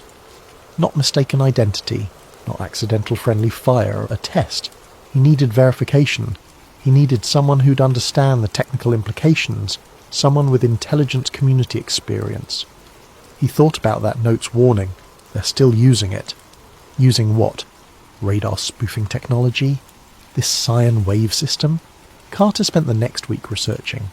He found Linda Baker's name in declassified NSA documents about Liberty, one of the analysts who'd reviewed the intercepts. She'd be in her 90s now if she was still alive. A record search found her in Arlington, Virginia, age 94, still alive. He called her number. She answered on the fourth ring. "Mrs. Baker, my name is Evan Carter. I'm a journalist in Washington. I have a recording I think you need to hear." "What kind of recording?" "It's labelled Cyan Wave Intercept, from June 8th, 1967. The line went silent for so long Carter thought she'd hung up. "Come to my house tomorrow," Baker said finally. Come alone, bring the recording. Arlington, Virginia, the next day. Linda Baker's home was a small ranch house in a quiet neighbourhood, the yard immaculately maintained, American flag on the porch. Carter knocked, and she answered immediately, a tiny woman with sharp eyes and hands gnarled by arthritis. "Mr. Carter, come in." Her living room was neat, military precise, walls covered with framed photographs. A younger Baker in the 1960s professional attire, posed with colleagues outside Fort Meade. Citations for distinguished service. A shadow box with medals. Carter set up his laptop and played the recording. Baker listened with her eyes closed, hands folded in her lap. When McGonagall's voice came through, "Scion Control, this is Liberty Actual," her eyes opened sharply. "That's not possible," she whispered. Carter paused the playback. "What's not possible?" "That voice. That's Commander McGonagall. I heard his testimony before Congress. But he couldn't have been transmitting on that frequency. The bridge communications were destroyed. Unless... Unless what?" Baker stood slowly and walked to a bookshelf. She removed a thick photo album and opened it, revealing not photographs but papers, decades-old documents, carefully preserved in plastic sleeves. "I kept copies," she said. "Things I wasn't supposed to keep. Things I thought might matter someday." She showed Carter the 1967 memo referencing the 7.83 Hz frequency spikes, the budget document listing sine wave funding, a patent application for electromagnetic signature modulation. It was a test, Baker said. They were testing radar spoofing technology, making ships appear and disappear on radar screens by manipulating extremely low-frequency electromagnetic fields. Liberty's sensors were sophisticated enough to detect it, to record it, so they had to eliminate the evidence. By attacking their own ship, by creating a plausible cover story, a regional conflict, mistaken identity, fog of war. The attackers, whoever they actually were, could claim confusion. The US government accepts the explanation to protect its weapons program. 34 dead sailors become classified collateral damage. Carter felt sick. But the recording, McGonagall's voice. How? Two possibilities, Baker said. Either there were two separate communication streams, one real, one for the test control, or the recording itself is partially fabricated. Someone created a comprehensive audio record of the operation for documentation purposes, splicing together real combat recordings with test control transmissions. Who would do that? The NSA, DARPA, the Office of Naval Intelligence, any agency running a black budget program that needs to document results without creating discoverable evidence. Carter thought about the anonymous note. They're still using it. "Mrs. Baker, if this technology existed in 1967, what would it look like now? 58 years of development?" Baker smiled grimly. "Stealth technology, active radar cancellation, electronic warfare systems that can make fighter jets invisible, ships disappear, missiles appear where they aren't. Every major military on Earth now uses descendants of what they tested that day. Can you prove any of this? Not in a way that would hold up in court, not in a way that would force declassification. The people who ordered it are dead. The paper trail is fragments and redactions. All we have are patterns and implications." Carter gestured at his laptop. "We have this recording." "Do we? Where did it come from? Who sent it? Could be authentic. Could be disinformation designed to surface and be debunked, discrediting everyone who takes it seriously. That's how intelligence agencies protect secrets, not by hiding them, but by surrounding them with so much noise that the truth becomes indistinguishable from paranoia." They sat in silence. "What do I do with this?" Carter asked finally. "What every journalist does. You tell the story. You let people decide what they believe. But understand, if you publish this, you'll be attacked, called a conspiracy theorist. Your credibility will be questioned. Sources will dry up. And if the recording is real, if there really are people still using this technology, they won't be happy that you've exposed it." Carter looked at the old woman across from him, someone who'd kept these secrets for nearly 60 years, waiting for the right moment. "Why didn't you go public? Back in 1967 or any time since?" "Because I wasn't brave enough," Baker said simply, "and because I wasn't sure it would matter. The world had moved on. The technology proliferated. What would exposing it accomplish except my own destruction? Then why help me now? Because I'm 94 years old and dying? Because 34 sailors deserve better than being written off as collateral damage in a mistaken identity incident? And because someone sent you that recording for a reason, maybe it's time for the truth? Act 5. The Modern Implication. 3 months later. Evan Carter published his story in The Atlantic. Operation Cyan Wave.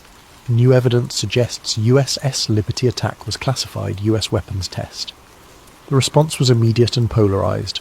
Survivors of the Liberty attack and their families praised the article.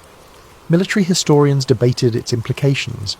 Intelligence community veterans appeared on news programmes to denounce it as baseless speculation. The Pentagon declined to comment. Carter received death threats. He also received calls from 3 former NSA analysts who claimed they'd seen similar frequency anomalies in other classified operations from the Cold War era. None would go on record. 2 weeks after publication, Carter received a formal letter from the Office of the Director of National Intelligence requesting he turn over the original recording for authentication analysis. He declined through his lawyer, citing source protection. The story faded from the news cycle after a month. Some things are too old, too buried, too protected by institutional inertia to ever fully surface. But Carter kept digging. He found the patent Linda Baker had mentioned, US Patent 5159703. Method and apparatus for electromagnetic signature modulation. Filed in 1970, granted in 1992. The inventors, Richard Kellerman, Raytheon Advanced Systems, David Morse, DARPA Research Division, and Thomas Chen, Naval Research Laboratory. The patent described using extremely low-frequency electromagnetic pulses to create phase cancellation of radar return signals, making objects invisible to radar detection.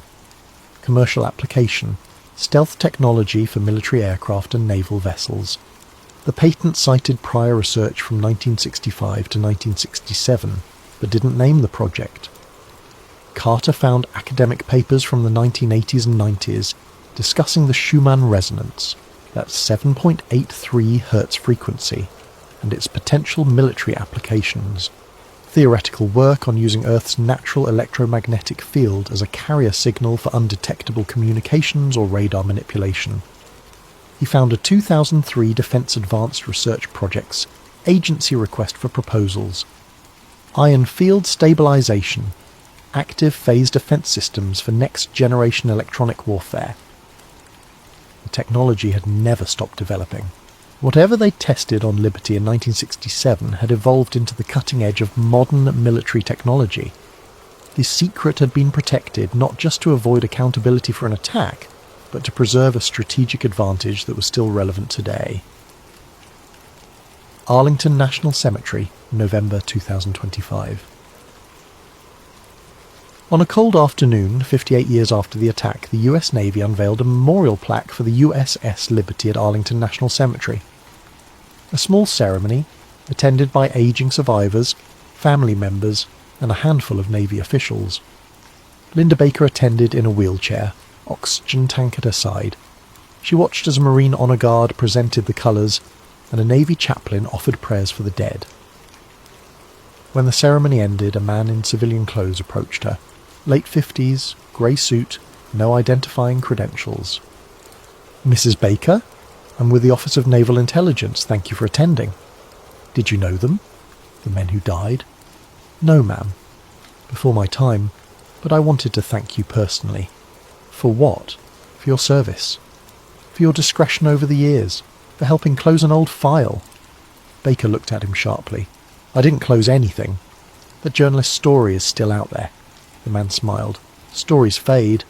Conspiracy theories multiply and discredit themselves. What matters is that the institutional memory remains consistent. Tragic accident. Mistaken identity. Fog of war. Some things are better left under the waterline where they belong." He handed her a business card, blank except for a phone number. "If you ever need anything, Mrs. Baker, the Navy takes care of its own." He walked away before she could respond. That night, Baker sat in her living room, too tired to sleep. She thought about Mark Reynolds, whoever he was now, whatever had happened to him. She thought about the men who died on liberty. She thought about all the secrets she'd kept and all the years that had passed. Her computer chimed. Incoming email. The sender address was a random string of characters, no subject line. She opened it. The message contained only 2 lines of text and an audio file attachment. Echo phase reactivated. Frequency 7.83 Hz detected. Eastern Med Array. Baker's hand trembled as she clicked the attachment. A waveform appeared on her screen. Audio data, time-stamped from the earlier that day. She plugged in her headphones and pressed play. At first, nothing. White noise. The hiss of distant ocean monitoring equipment. Then, gradually emerging from the background, a low rhythmic pulse. Steady. Measured. Precisely 7.83 Hz. The same frequency she detected 58 years ago. The pulse continued for 30 seconds, growing slightly louder, more distinct, and beneath it so faint she had to turn the volume to maximum. Something else. Not random noise. Pattern. Structure. Multiple voices overlapped and distorted, speaking in fragments. Phase alignment confirmed. Target lock acquired. Maintain visual until... Cyan control. Baker's breath caught. These weren't recordings from 1967. The audio quality was too clean, too digital. This was new, current, happening right now. She checked the timestamp again. November 15th, 2025, 1413 UTC. The exact same time the Liberty attack had begun, 58 years earlier, 1413 local time in the Eastern Mediterranean. It wasn't a coincidence. It couldn't be. Someone was running the system again, in the same location, at the same time, either as a test, a demonstration, or an actual operation. The audio file continued playing. The pulse grew stronger, more insistent, until it began to synchronize with something else, a deeper rhythm, slower, familiar. It took her a moment to recognize it. A heartbeat, human heartbeat rhythm, approximately 60 beats per minute. The electromagnetic pulse was modulating to match it, as if the technology itself had evolved to interface with biological rhythms, making it harder to distinguish from natural background noise. The sound built, layering upon itself, electromagnetic pulse, human heartbeat, those fragmented voices, all blending into a single resonant frequency that made Baker's chest feel tight, her own heart seeming to synchronize with the rhythm coming through her headphones. At exactly 60 seconds, the audio cut out. Silence. Baker sat frozen, headphones still on, staring at her computer screen. The email had already disappeared from her inbox. She checked her deleted folder, her spam folder. Nothing. As if it had never existed. But the audio file was still on her desktop, and she tried to open it again. The file was corrupted, 0 bytes, unreadable. Someone had sent her evidence of an active operation and then remotely erased it, leaving her with nothing but memory and the knowledge that after 58 years, Cyan Wave wasn't history. It was still operational, still secret, still being used somewhere in the Eastern Mediterranean at this very moment. Baker closed her laptop and sat in the darkness of her living room. Outside, a cold November wind rattled the windows. The American flag on her porch snapped and rippled. She thought about those 34 sailors, about Mark Reynolds and his stolen tape, about Commander McGonagall standing on that bridge refusing to abandon his post, even as his ship was destroyed around him. She thought about all the secrets she'd kept, all the years of silence and whether any of it had mattered. Her phone sat on the table beside her. She could call Carter, tell him about the email, the audio, the active signal, but what would that accomplish? Another story that would be denied, debunked, dismissed. Or she could do nothing. Let it go. Die with her secrets intact, having spent her whole life in the shadows of classified operations. Baker picked up the phone. She dialed Carter's number. He answered on the second ring. "Mrs. Baker, are you okay? It's almost midnight." "Mr. Carter," she said quietly, "they're running it again. Right now. Same location, same time. I just received proof." "Received from who?" "I don't know. Someone who wants me to know, or wants to see what I'll do with the information." "Do you still have the proof?" "No. It erased itself, but I heard it, Evan, that frequency, those voices. It's not historical, it's active. Right now. Carter was silent for a moment. What do you want me to do? I want you to keep digging. Keep asking questions. Don't let them bury it for another 58 years. Those men deserve better. The truth deserves better. And you? What will you do? Baker looked at the blank business card from the ONI officer, still sitting on her coffee table. I'm going to make a phone call, she said. I'm going to tell them I know. And then I'm going to sleep better than I have in 58 years. They might... I'm 94 years old and dying of cancer, Evan. What are they going to do? The only power they have over me is silence. And I'm done being silent. She hung up before he could argue. Baker sat for a long time, holding that blank business card, thinking about consequences and courage and the weight of truth. Finally, at 12:47 a.m, she dialed the number. It rang once. A voice answered. Male, neutral, professional. Yes? This is Linda Baker. Someone wanted me to know that sine wave is still active. I'm calling to tell you that I know. I've always known. And now someone else knows too. Silence on the line then. Mrs. Baker, I think you may be confused. Perhaps. I'm not confused. I was there from the beginning. I saw the frequency data. I kept the documents. And tonight I heard the same pulse, live, from the Eastern Mediterranean. You can deny it, classify it, bury it under 50 more years of secrecy, but you can't stop the truth from eventually surfacing. Another pause. When the voice returned, it was colder. The truth, Mrs. Baker, is complicated. National security requires difficult decisions. Sometimes the greater good demands sacrifice. Tell that to the 34 men who died. Their sacrifice advanced American defensive capabilities that have protected thousands of lives since. Would you undo that? I would have found another way. One that didn't require killing our own sailors. There was no other way. And if you truly believed what you're saying, you would have gone public decades ago. But you didn't. Because you understand the necessity of secrets. Baker closed her eyes. He was right. She'd had 58 years to speak. She'd chosen silence. Until now. You're right, she said softly. I should have spoken sooner. But I can end my life having finally told the truth. Sine wave happened. It's still happening. And people deserve to know. No one will believe you without proof. And you have none. Maybe. But I'm not the only one who knows anymore. And eventually secrets always surface.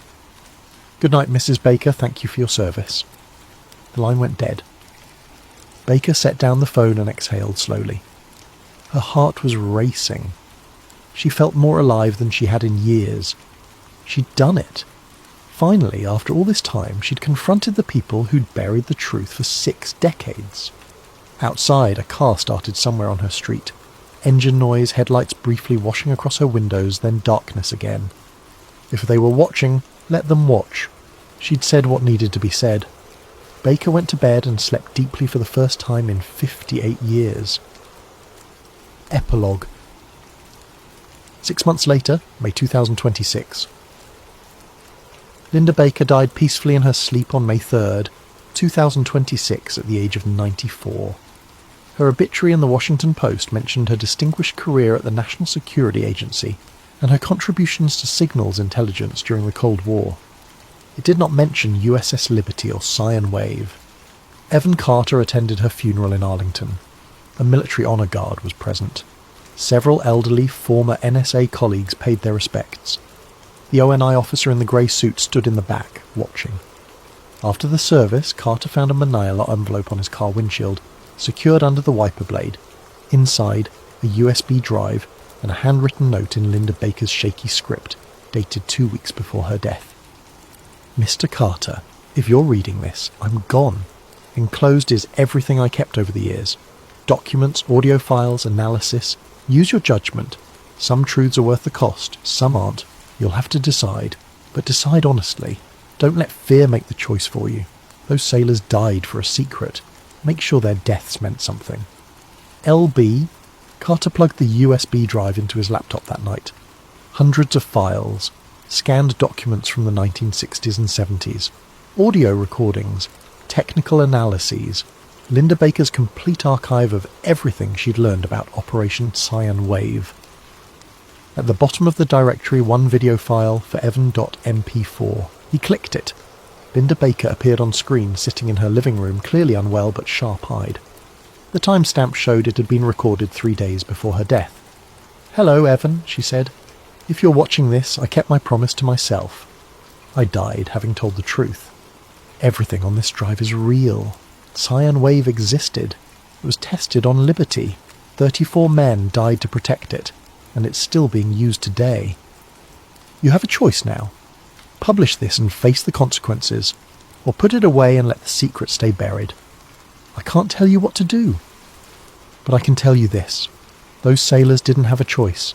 They were sacrificed by people who saw them as expendable. The least we owe them is the truth. Whatever you decide, thank you. Thank you for listening. Thank you for caring. And thank you for giving an old woman the courage to finally do the right thing." She smiled sadly. "Good luck, Evan. The truth is a heavy burden, but it's the only thing worth carrying." The video ended. Carter sat in silence, the weight of decision pressing down on him. Outside, Washington, D.C. hummed with the machinery of government, agencies and institutions and classified programs operating in shadows, protecting secrets that might be vital or might be criminal. He thought about Linda Baker, about Mark Reynolds, about Commander McGonagall and 34 sailors who died in the Mediterranean.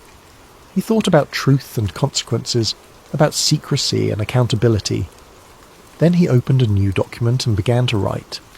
The title appeared, Operation Cyan Wave, The Complete Story. Whether he would publish it, whether the world would ever read it, whether the truth would be more than fragments and implications, that remained uncertain. But at least now someone knew. Someone had listened. Someone was carrying the burden forward, and somewhere in the eastern Mediterranean, at precisely 14:13 local time, a low-frequency pulse cycled through the electromagnetic spectrum at 7.83 Hz, detected by satellites and monitoring stations, part of a system that had never stopped evolving, never stopped operating, never stopped echoing across the decades since that June afternoon in 1967. The sound built, layered with meaning and memory. It matched a human heartbeat. It faded into silence, and the world moved on, carrying its secrets, waiting for the day when truth would surface, not as conspiracy but as history, when those 34 sailors would receive something more than a memorial plaque, waiting for the echoes to finally be heard.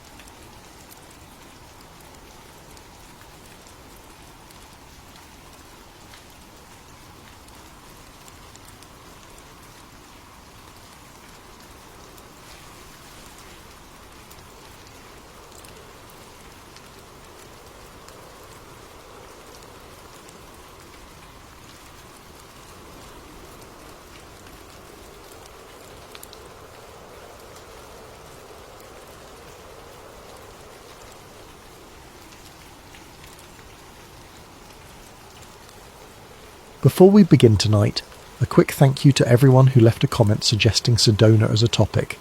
You asked for this one, and honestly, the deeper we went into the research, the more we understood why.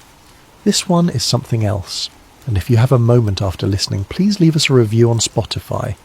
It genuinely takes about 10 seconds, and it means the world to this channel. Every single review helps new listeners find us now. Let's talk about Sedona. There are places on this earth that seem to exist at the edge of the explainable. Places where the light bends differently, where the silence feels loaded, where the rocks themselves seem to watch you. Sedona, Arizona is one of those places, carved from ancient volcanic stone into formations of deep burnt red and amber. It rises from the high desert floor like something that was built rather than grown. A cathedral of geology, patient and enormous, older than almost anything a human being can name, and, for decades, long before the tour buses arrived and the crystal shops opened and the vortex maps were printed and sold, something strange was happening in the sky above those red rocks. Something that was noticed, something that was documented, something that was, in the end, very carefully not talked about. Tonight, we follow that thread. We go back to the late 1980s, when the first clusters of reports began to surface. We examine the pattern that emerged over the following decades, the repeated sightings, the identical descriptions from independent witnesses, the gaps in official data that should not exist, and the slow, methodical work of one investigative journalist who began to suspect that Sedona was not simply a strange place where strange things happened by accident. We follow his conclusion that Sedona may be a monitored zone, a location where something experimental, extraterrestrial, or something we don't have a clean category for yet, has been appearing with consistency for more than 40 years, and where the official response has been not investigation, but containment. This is the story of the Sedona Zone. Act 1. The sightings begin to understand what Sedona became. You first have to understand what it was. For most of the 20th century, Sedona, Arizona was a small, quiet town. A collection of motels, a few art galleries, a population of a few thousand people who had chosen remoteness over convenience. The surrounding landscape was dramatic, certainly, but drama in the American Southwest is not unusual. Red Rock country stretches across Utah, Colorado, New Mexico, and Arizona in vast and humbling arrangements. Sedona was beautiful. It was not famous. That began to change in the 1970s and early 80s, when a loose network of New Age spiritual practitioners began identifying what they called vortex sites around the town, specific geographic locations where they believed the Earth emitted unusual energy fields, where meditation felt different, where the body felt charged or heavy or unburdened in ways that resisted easy description. Bell Rock, Cathedral Rock, Airport Mesa, Boynton Canyon. These were the sites most frequently cited. They were also, coincidentally or not, the sites that would become the most consistently associated with the aerial phenomena reports that followed. But in the early 1980s, that connection had not yet been made. The vortex idea was spiritual tourism. The aerial phenomena were something separate, and something that most people in Sedona either hadn't seen yet, or weren't yet talking about openly. By the middle of the decade, that changed. The first documented clusters of sightings in and around Sedona began appearing in local newspapers sometime around 1986 and 1987. The reports were varied in their details, but consistent in their core descriptions. Witnesses reported glowing orbs, typically white or amber or pale blue, moving silently through the night sky at altitudes that were difficult to estimate. They moved slowly, then stopped. Some hovered in place for minutes at a time. Some changed direction without any visible arc or deceleration, the kind of instantaneous course correction that no aircraft in civilian or military inventory was publicly known to be capable of. Some simply vanished. Not faded, not flew away. Vanished, as though a switch had been thrown. Local radio stations began receiving calls. The Sedona Red Rock News and similar regional publications ran brief mentions, generally framed with the cautious skepticism that newspapers apply to any topic that risks their credibility. Flares, they said. Helicopters from nearby military ranges. Atmospheric reflections off the rock formations on clear, cold desert nights. These were reasonable explanations, and for a time they were accepted. But the frequency was increasing. That was the thing that the standard explanations couldn't fully account for. Flares happen in clusters. Helicopters have schedules. Atmospheric anomalies are irregular by nature. What was happening in Sedona was neither irregular nor explained by schedules. It was consistent, and in the years that followed, it would become more so. Act 2. The pattern takes shape. Between 1990 and 1993, the reports coming out of Sedona began to attract a different kind of attention. Not from government agencies or official investigators, not publicly anyway, but from within the community of people who took such reports seriously. Civilian researchers, amateur astronomers, members of a loosely organised UFO investigation networks that had been operating since the 1950s. They came to Sedona, talked to witnesses, set up cameras, and what they found surprised even them.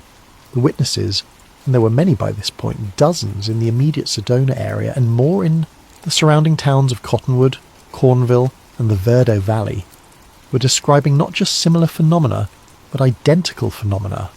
3 lights forming a triangle.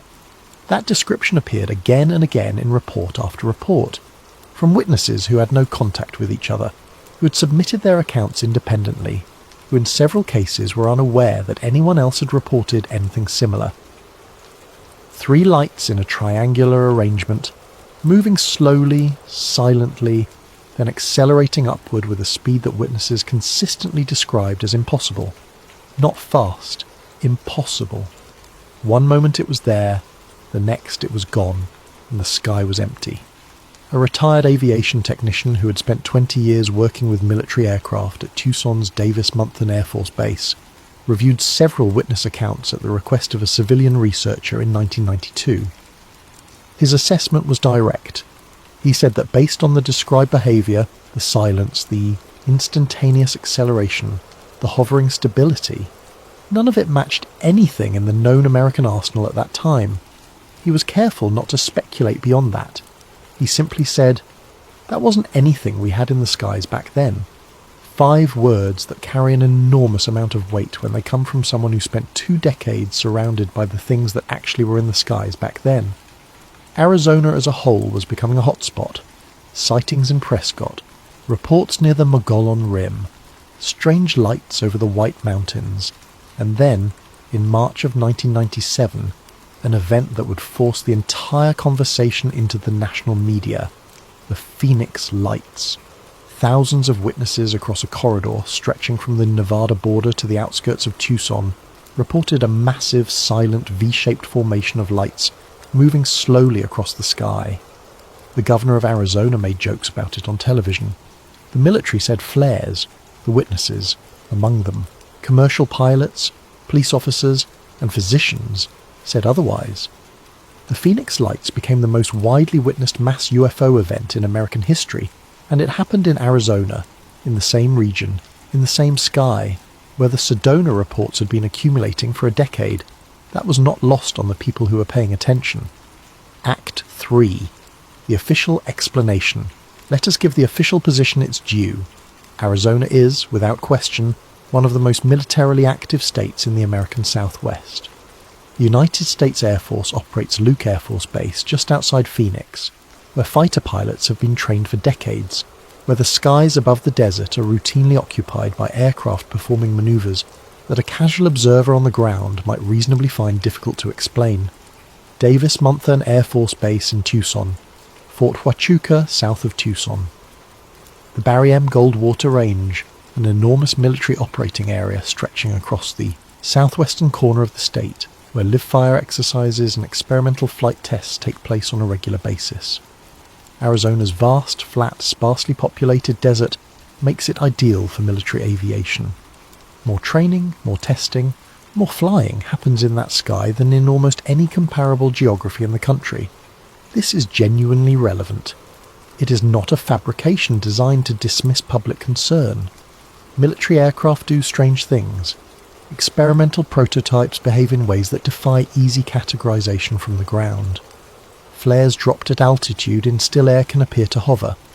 Classified programs produce classified aircraft, and classified aircraft, by definition, cannot be publicly acknowledged even when they are observed.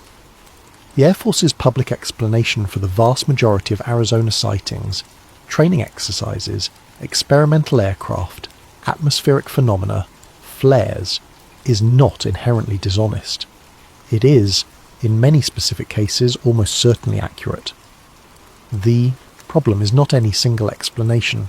The problem is the pattern of explanation, because the template was the same every time.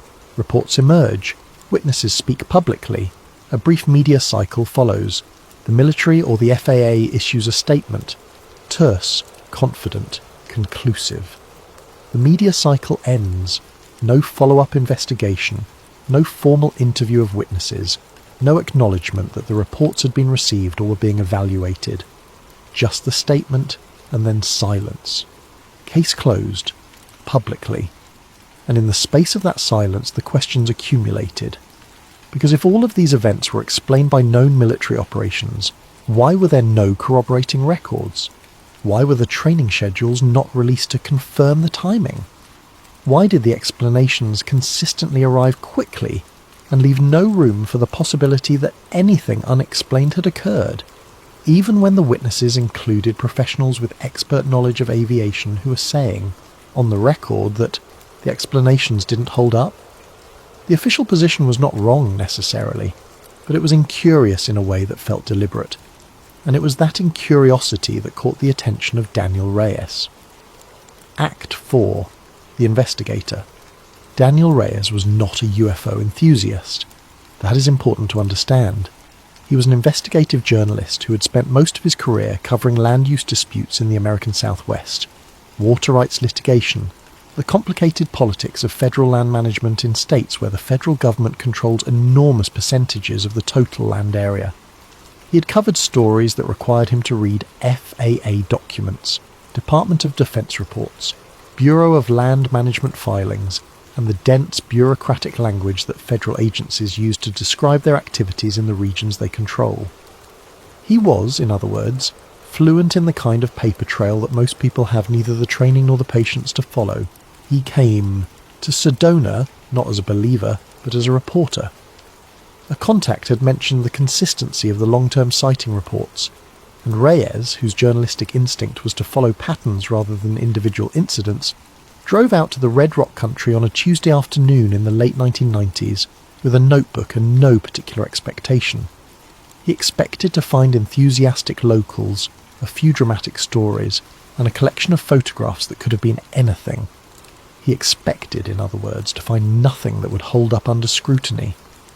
What he found instead was the airspace anomaly. Reyes was methodical. Before he talked to a single witness, he sat down with FAA sectional charts for the Sedona area, the kind of detailed airspace maps that pilots use to navigate controlled and restricted airspace. What he saw surprised him. Sedona sits within a complex airspace environment. The Phoenix Terminal Control Area extends considerably to the south and east. Military. Operations areas and restricted zones are distributed across the region in overlapping layers. The geometry of controlled airspace around Sedona is, to put it plainly, unusual for an area with no major commercial airport and a relatively small civilian population. There were corridors and intersections and transition zones that, to Reyes's eye, suggested something more deliberate than the organic growth of airspace management around civilian aviation needs. And then he requested the radar data. For the sighting-heavy years of the early 1990s, 1990, 91, 92, Reyes submitted formal requests for publicly accessible radar records covering the Sedona area. What he received was incomplete, not missing entirely, not obviously redacted, simply incomplete. Gaps in the data. Periods of minutes or sometimes longer where the record simply didn't exist, where the timestamp jumped and the log continued as though nothing had happened in the interval. Reyes requested clarification. He received a response that cited data storage limitations of the era, equipment maintenance schedules, and a note that complete records for many rural areas from that period were not retained in accessible archives. The response was professionally worded, bureaucratically impeccable, and thoroughly unsatisfying. Because Reyes, being thorough, had also requested radar data from comparable rural areas in the same region for the same time period, and those records were complete. Act 5. The Witnesses. With the paperwork questions unresolved and the airspace anomaly documented in his notes, Reyes turned to the witnesses. He had expected this part of the investigation to be the least reliable. Anecdotes are by nature subjective, and the literature on eyewitness testimony is not encouraging about its accuracy under normal conditions, let alone conditions involving unusual stimuli in dark desert skies. He had built in a significant discount for the human tendency to pattern match and dramatise. What he encountered shrank that discount considerably. He tracked down long-term residents, people who had lived in and around Sedona for decades. He found retired school teachers and former rangers and small business owners, people with no particular investment in the subject, no books to sell, no reputations built on being witnesses. He interviewed them separately, without sharing details from other accounts, taking careful notes about what they described before asking any follow-up questions that might have prompted them toward particular answers.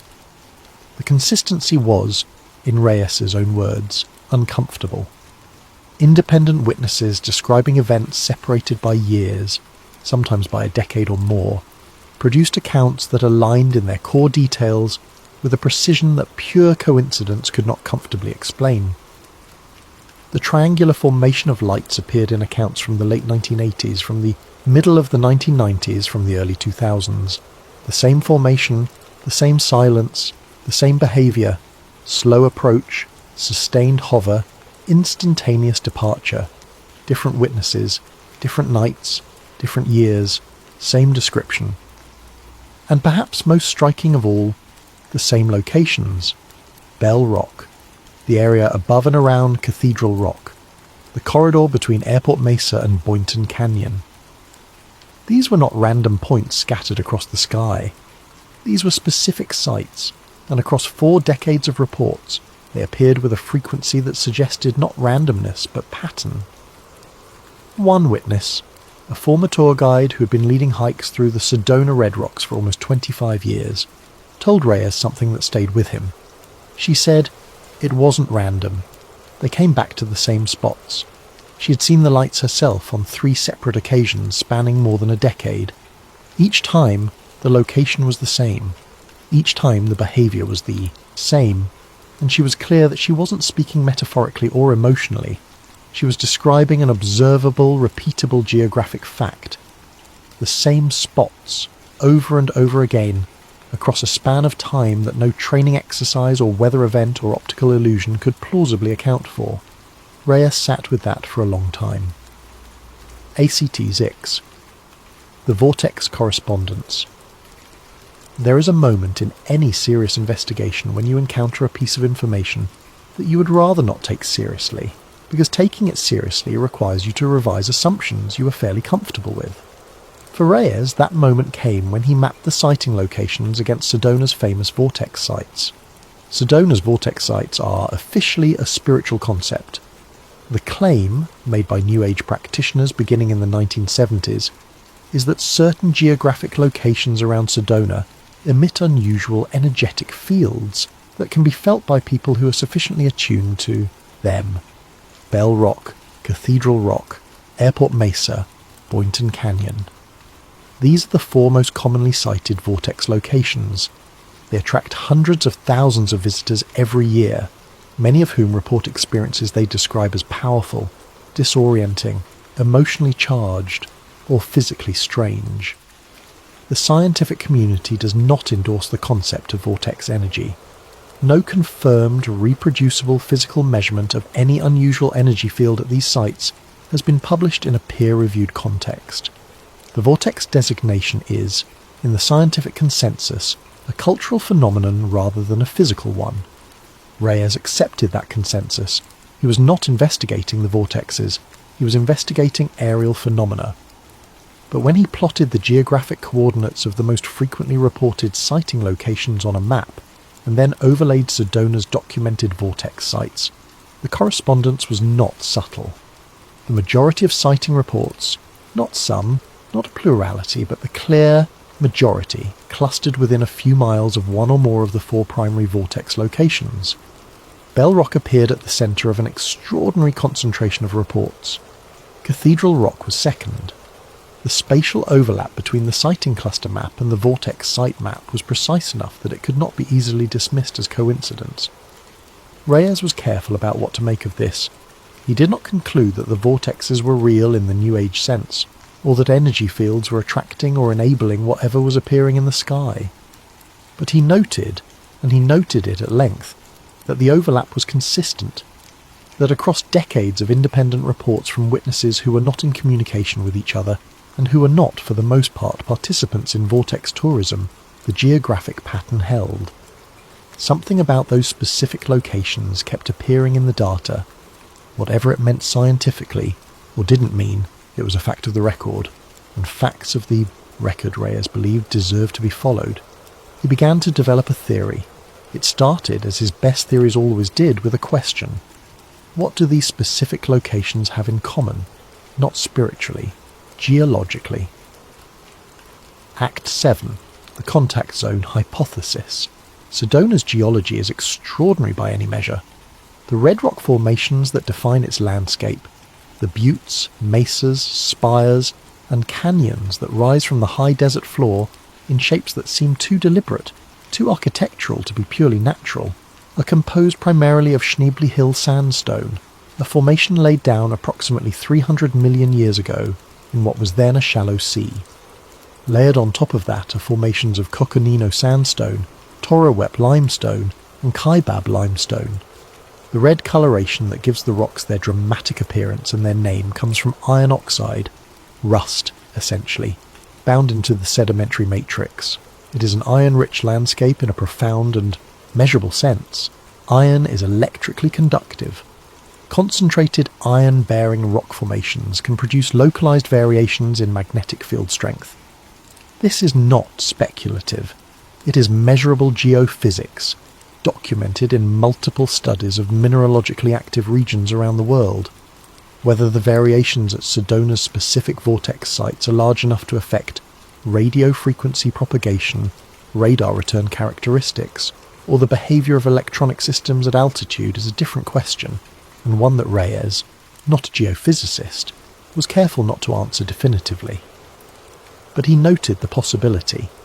He noted that certain researchers in the field of geomagnetic anomaly study had flagged the Sedona Basin as an area of unusual magnetic signature. He noted that the relationship between electromagnetic terrain and radar reliability is well documented in other military contexts, that certain types of geological formations can create interference zones, shadow zones, areas where radar coverage is degraded or where ground clutter returns complicate the picture. And he asked the question that gave his theory its shape. What if the geographic concentration of sightings around specific Sedona locations was not coincidental or mystical but electromagnetic? What if something about those specific geological formations created conditions, reduced radar visibility, specific electromagnetic characteristics, unusual propagation environments that made them attractive to whatever was appearing in the sky? Either because those conditions allowed unknown aerial vehicles to operate with reduced detection risk, or because those conditions were what the vehicles were responding to in the first place. This was the contact zone hypothesis. In Reyes's formulation, Sedona was not merely a place where strange things happened to occur. It was a location with specific physical properties that made it predictable, a reliable geography that, for reasons that might be electromagnetic or navigational or something we don't have adequate instruments to measure, consistently attracted or enabled the phenomena being reported. Not a spiritual vortex, not a mystical convergence, a physical anomaly zone, one that could be mapped, tracked and monitored. And if it could be monitored by Reyes with publicly available geological and airspace data, then it had almost certainly been monitored by agencies with access to far more complete information long before he arrived. Act 8. The response pattern. Reyes spent several months comparing the Sedona incident record against other documented UFO hotspots across the United States. He looked at the Hudson Valley sightings of the 1980s, which produced hundreds of credible reports of large, silent triangular craft over New York and Connecticut over a span of years. He looked at the Yakima Indian Reservation in Washington state, where a long-serving fire lookout named Bill Vogel had, documented hundreds of anomalous light events over multiple decades beginning in the 1970s. He looked at the Marfa lights in West Texas, the Hessdalen lights in Norway, the Gulf Breeze events in Florida, and the long record of unusual aerial activity over the Pine Bush area of New York's Hudson Valley. Each location had its own specific character. Each had a different set of reported phenomena, a different geographic context, a different community of witnesses. But the official response to each of them followed a template so consistent that Reyes began to think of it less as a coincidence and more as a protocol. The template worked like this. Initial reports would surface in local media. Witnesses would come forward. A brief period of public attention would follow, sometimes drawing national media interest if the reports were dramatic enough or the witness credentials were sufficiently compelling. Then an official statement would appear from the Air Force, the FAA, a local law enforcement agency, or some combination of official voices, providing a definitive explanation. The explanation was always mundane: flares, weather balloons, natural gas, military exercises, lens flare, temperature inversions, conventional aircraft. The explanation was delivered with the confident finality of an institution that has investigated thoroughly and found nothing remarkable, and then the investigation stopped. Officially, no follow-up, no public disclosure of what investigation, if any, had actually been conducted. No formal response to the witnesses who disputed the official explanation. No acknowledgement that the phenomena had occurred with sufficient consistency to warrant ongoing study. Just the statement, the explanation, and the silence. Reyes documented this template across a dozen locations spanning 4 decades. The similarities were not incidental. They suggested to him not a coordinated conspiracy in the dramatic sense, not men in dark suits, making telephone calls in the night, but something more institutional and more mundane. A policy. A default response pattern that had been established at some point, for some reason, and was being applied consistently across a wide range of situations that shared certain characteristics. A policy that prioritized the appearance of explanation over the substance of investigation. He began to think about why such a policy might exist, and that led him to a retired defense contractor named Martin. Act 9. The retired officer, Martin, Reyes used only his first name in his published account, and we will respect that, was in his late 60s when Reyes found him, living quietly in a small town in the White Mountains of Arizona, about 2 hours east of Sedona. He had worked for a defense contractor that held federal contracts in the Southwest during the 1980s and 1990s, doing work he described broadly as involving analysis of aerial surveillance data for military clients. He was not an aviator. He was not a scientist. He was an analyst, someone who processed and interpreted data, who was paid to look at information and make sense of it. He agreed to speak with Reyes on the condition that certain specifics would not be published. The name of the contractor, the exact nature of his work, the specific clients he served. Reyes agreed to these conditions. What Martin was willing to say, he said carefully, and with the particular economy of someone who has spent years in an environment where saying the wrong thing has real consequences. He confirmed, first, that the aerial phenomena occurring in the Arizona region during the years of his employment had been noted by the agencies and contractors he worked with. This was not breaking news in any dramatic sense. It would be more surprising if professional analysts of aerial surveillance data had somehow failed to notice what hundreds of civilian witnesses were observing and reporting. But it mattered that he confirmed it, because it ruled out one of the more comfortable dismissive explanations, that the official agencies simply hadn't seen anything because there was nothing to see. They had seen it, they were aware of it, and they had, Martin said, categorized it. Certain regions, he explained, and Sedona was among the examples he offered, had been internally designated as what he called low visibility zones. His description of what that meant was careful, and, to Reyes, telling. These were areas where unusual aerial activity had been observed, documented, and then placed in a category that did not trigger standard intercept or engagement protocols. The activity was monitored, it was logged, but it was not engaged. It was watched from a distance, and the watching was kept internal, Observation, not engagement. That was the phrase he remembered. Observation, not engagement. He said it was used when the subject of these zones came up, internally. He didn't know what it meant strategically. He wasn't in those meetings.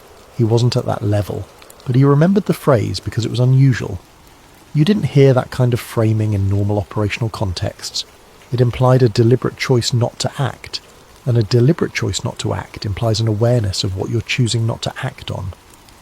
Reyes pressed him on what the entities being observed might have been. Martin was clear that he did not know. He was an analyst working with specific data sets, not someone with access to classified assessments or theoretical frameworks for what was being observed. He had opinions, naturally. Everyone who works around these things develops opinions, but he offered them as exactly that, and declined to have his opinions published as facts. What he offered as a fact was the protocol. Observe and do not engage. Watch and do not confirm. Log and do not publicise. Reyes left that interview in the White Mountains and drove back towards Sedona in the dark, through the ponderosa pines and the high desert scrub, with the phrase turning over in his mind. Observation, not engagement. It implied something being observed that was significant enough to monitor continuously, for decades, across multiple locations, without any public acknowledgement that the monitoring was happening. It implied, if you followed the logic to its conclusion, that the agencies responsible for American airspace had made a determination about what they were observing. Not that it was explainable and uninteresting, but that it was complex enough that engaging with it or publicising it was not the preferred course of action. That was a different kind of secret from the ones people usually imagine. Act 10. The Satellite Gap. Reyes spent the better part of a year after his conversation with Martin attempting to find corroborating evidence for the low visibility zone framework through publicly accessible channels. He was not trying to prove extraterrestrial contact. That was never his thesis. He was trying to establish whether the monitoring protocol Martin had described left any detectable footprint in the official record. The satellite data was his most productive avenue. Through the Freedom of Information Act and through contact with civilian researchers who had spent years navigating the same bureaucratic corridors, Reyes gained access to catalogues of available satellite tracking data for the Sedona area going back to the late 1980s. What he was looking for was coverage gaps, periods where the data record was incomplete or absent during the years, and at the times when the highest concentrations of sighting reports had occurred. He found them. Not in every case, and not in a pattern so clean that it could only have one interpretation, but in a frequency that was difficult to dismiss. Specific nights in the early 1990s, nights that corresponded when Reyes cross-referenced against the civilian sighting records he had assembled, with periods of unusually high reported activity, showed incomplete satellite tracking records for the Sedona region. The data existed up to a point, and then it did not exist, and then it resumed. Gaps. Not long ones in most cases, minutes sometimes, but consistent in their timing, consistent in their geographic specificity. The official explanation, when Reyes sought one, was exactly what it had been for the radar data. Storage limitations of the era, record-keeping practices of the time did not always ensure complete archiving.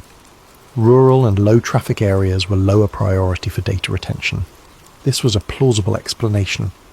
Data management in the early 1990s was genuinely imperfect, and gaps in records from that period exist for any number of ordinary reasons. But Reyes had done his comparative research. He had pulled equivalent records for comparable areas, similar geographic, character, similar distance from major population centres, similar levels of official aerial activity, from the same time period.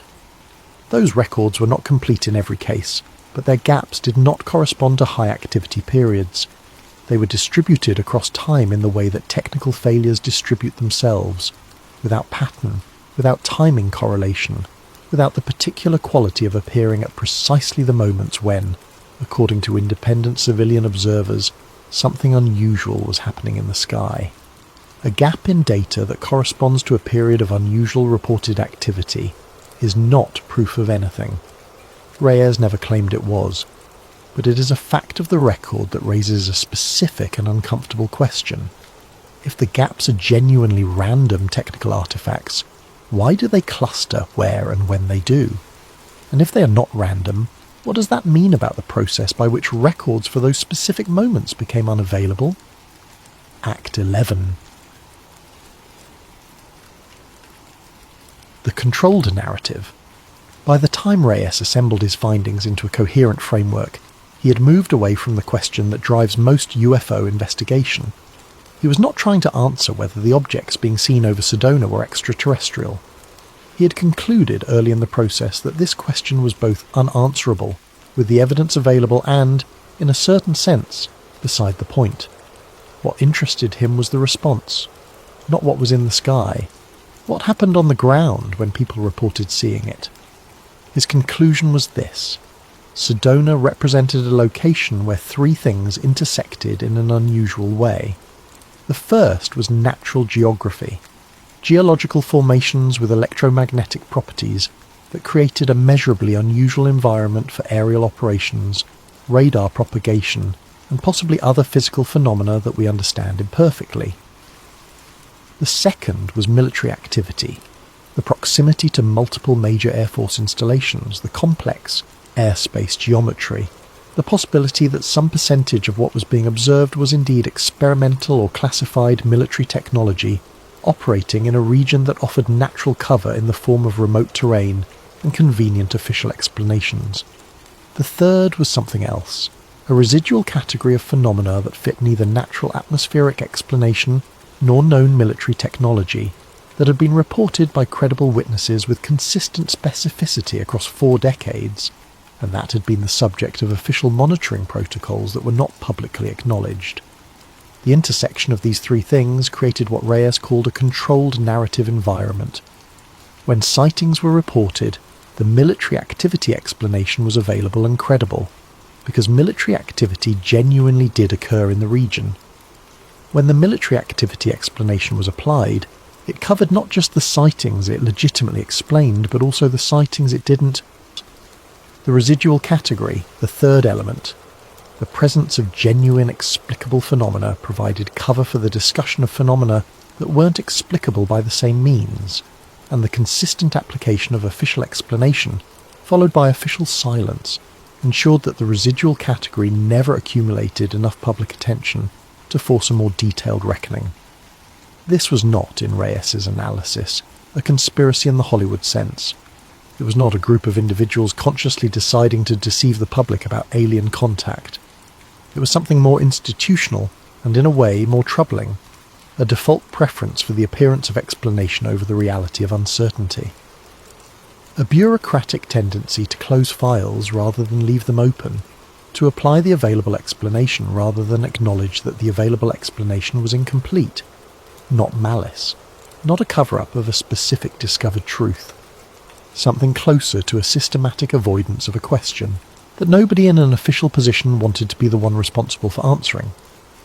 Because to answer it honestly would require acknowledging something that official institutions are structurally ill-equipped to acknowledge, that there are things happening in the sky over American territory that we have been observing for decades, that our best explanations do not fully account for, and that we have chosen, as a matter of institutional policy, to describe as explained rather than to describe as unknown.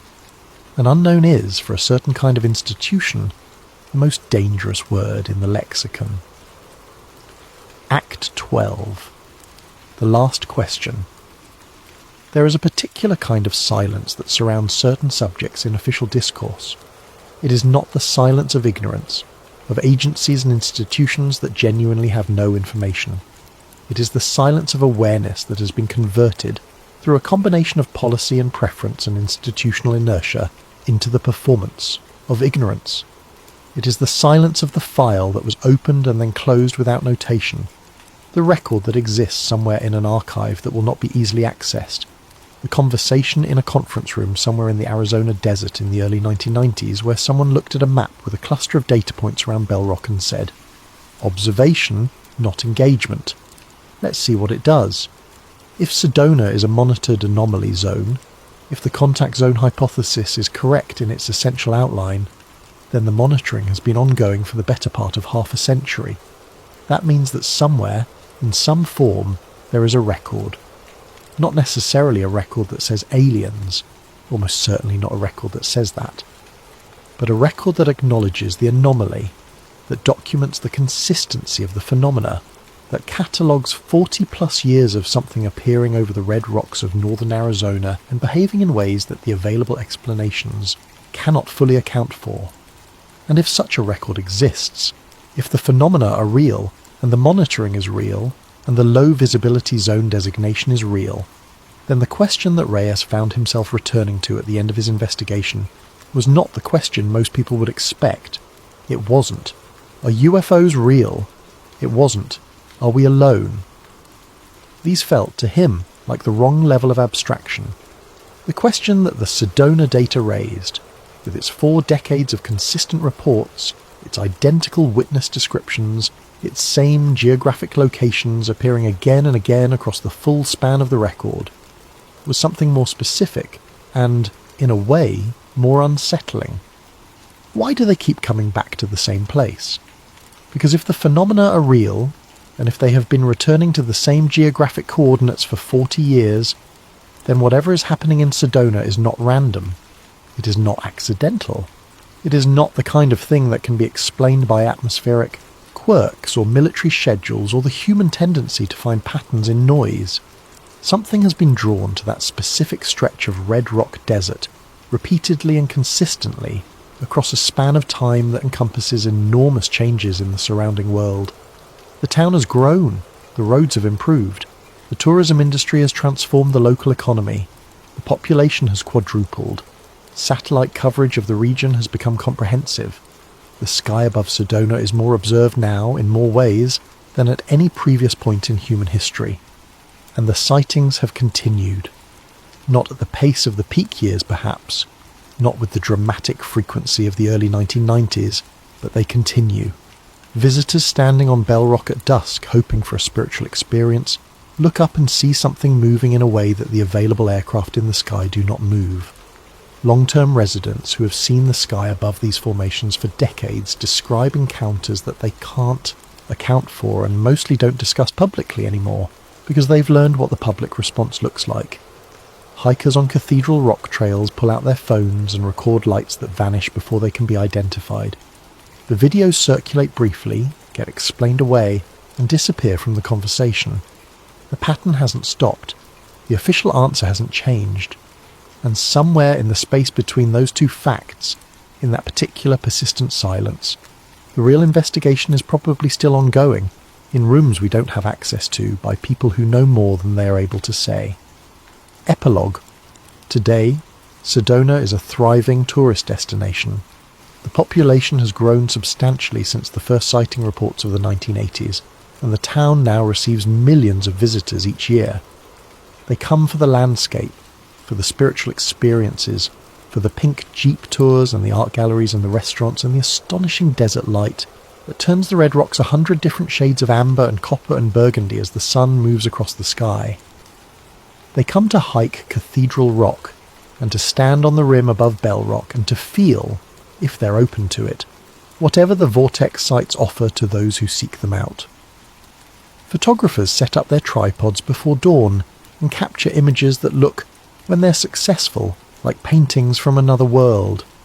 Families walk the trails, couples watch the sunset from Airport Mesa.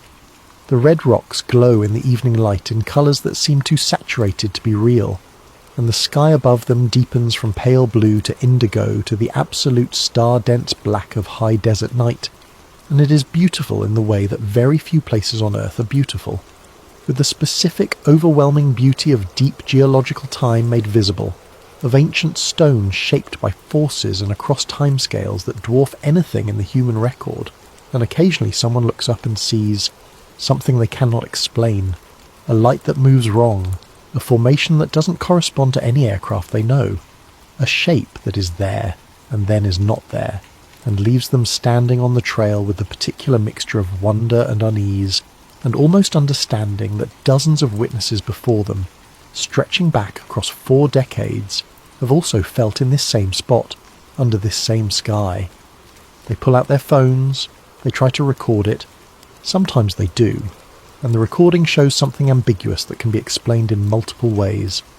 Sometimes the object is gone before the camera is ready. Sometimes they watch it for what feels like a long time, long enough to be certain of what they're seeing, and then it accelerates upward and is gone, and the sky is empty, and the red rocks are silent, and the stars continue their ancient indifferent burning overhead. They walk back to town. They think about it for a while. Some of them tell people and some of them don't. The ones who do tell people encounter the same responses that witnesses have always encountered. Reasonable skepticism, gentle mockery, the quick recourse to standard explanation. And most of them eventually do what human beings do with experiences that don't fit the available frameworks. They set it aside, they move on, they continue their lives. But they don't forget what they saw. That's the consistent detail in the accounts. Decades later, witnesses who saw lights over Sedona in 1991 can describe what they saw with a clarity and specificity that ordinary memories don't maintain. It stayed with them in a way that unusual experiences do when they resist the explanations available to us. When the mind can't file something properly, it keeps returning to it, turning it over, looking for the angle that makes it fit. And if something has been appearing over Sedona for more than 40 years, returning to the same coordinates, following the same patterns, drawing the same silence from the same institutions, then whatever it is not waiting for us to figure it out. It is simply there, and then gone, and then there again. Patient, consistent, indifferent to our frameworks. Whatever is happening in Sedona is not random. That much at least the record makes clear, and not random means something. Not random means it has a reason. Not random means that somewhere, in some form of awareness that we may or may not be equipped to recognise, the red rock desert of northern Arizona matters. The question is why? And the silence that surrounds that question, deep, institutional, decades long, suggests that someone, somewhere, may already know.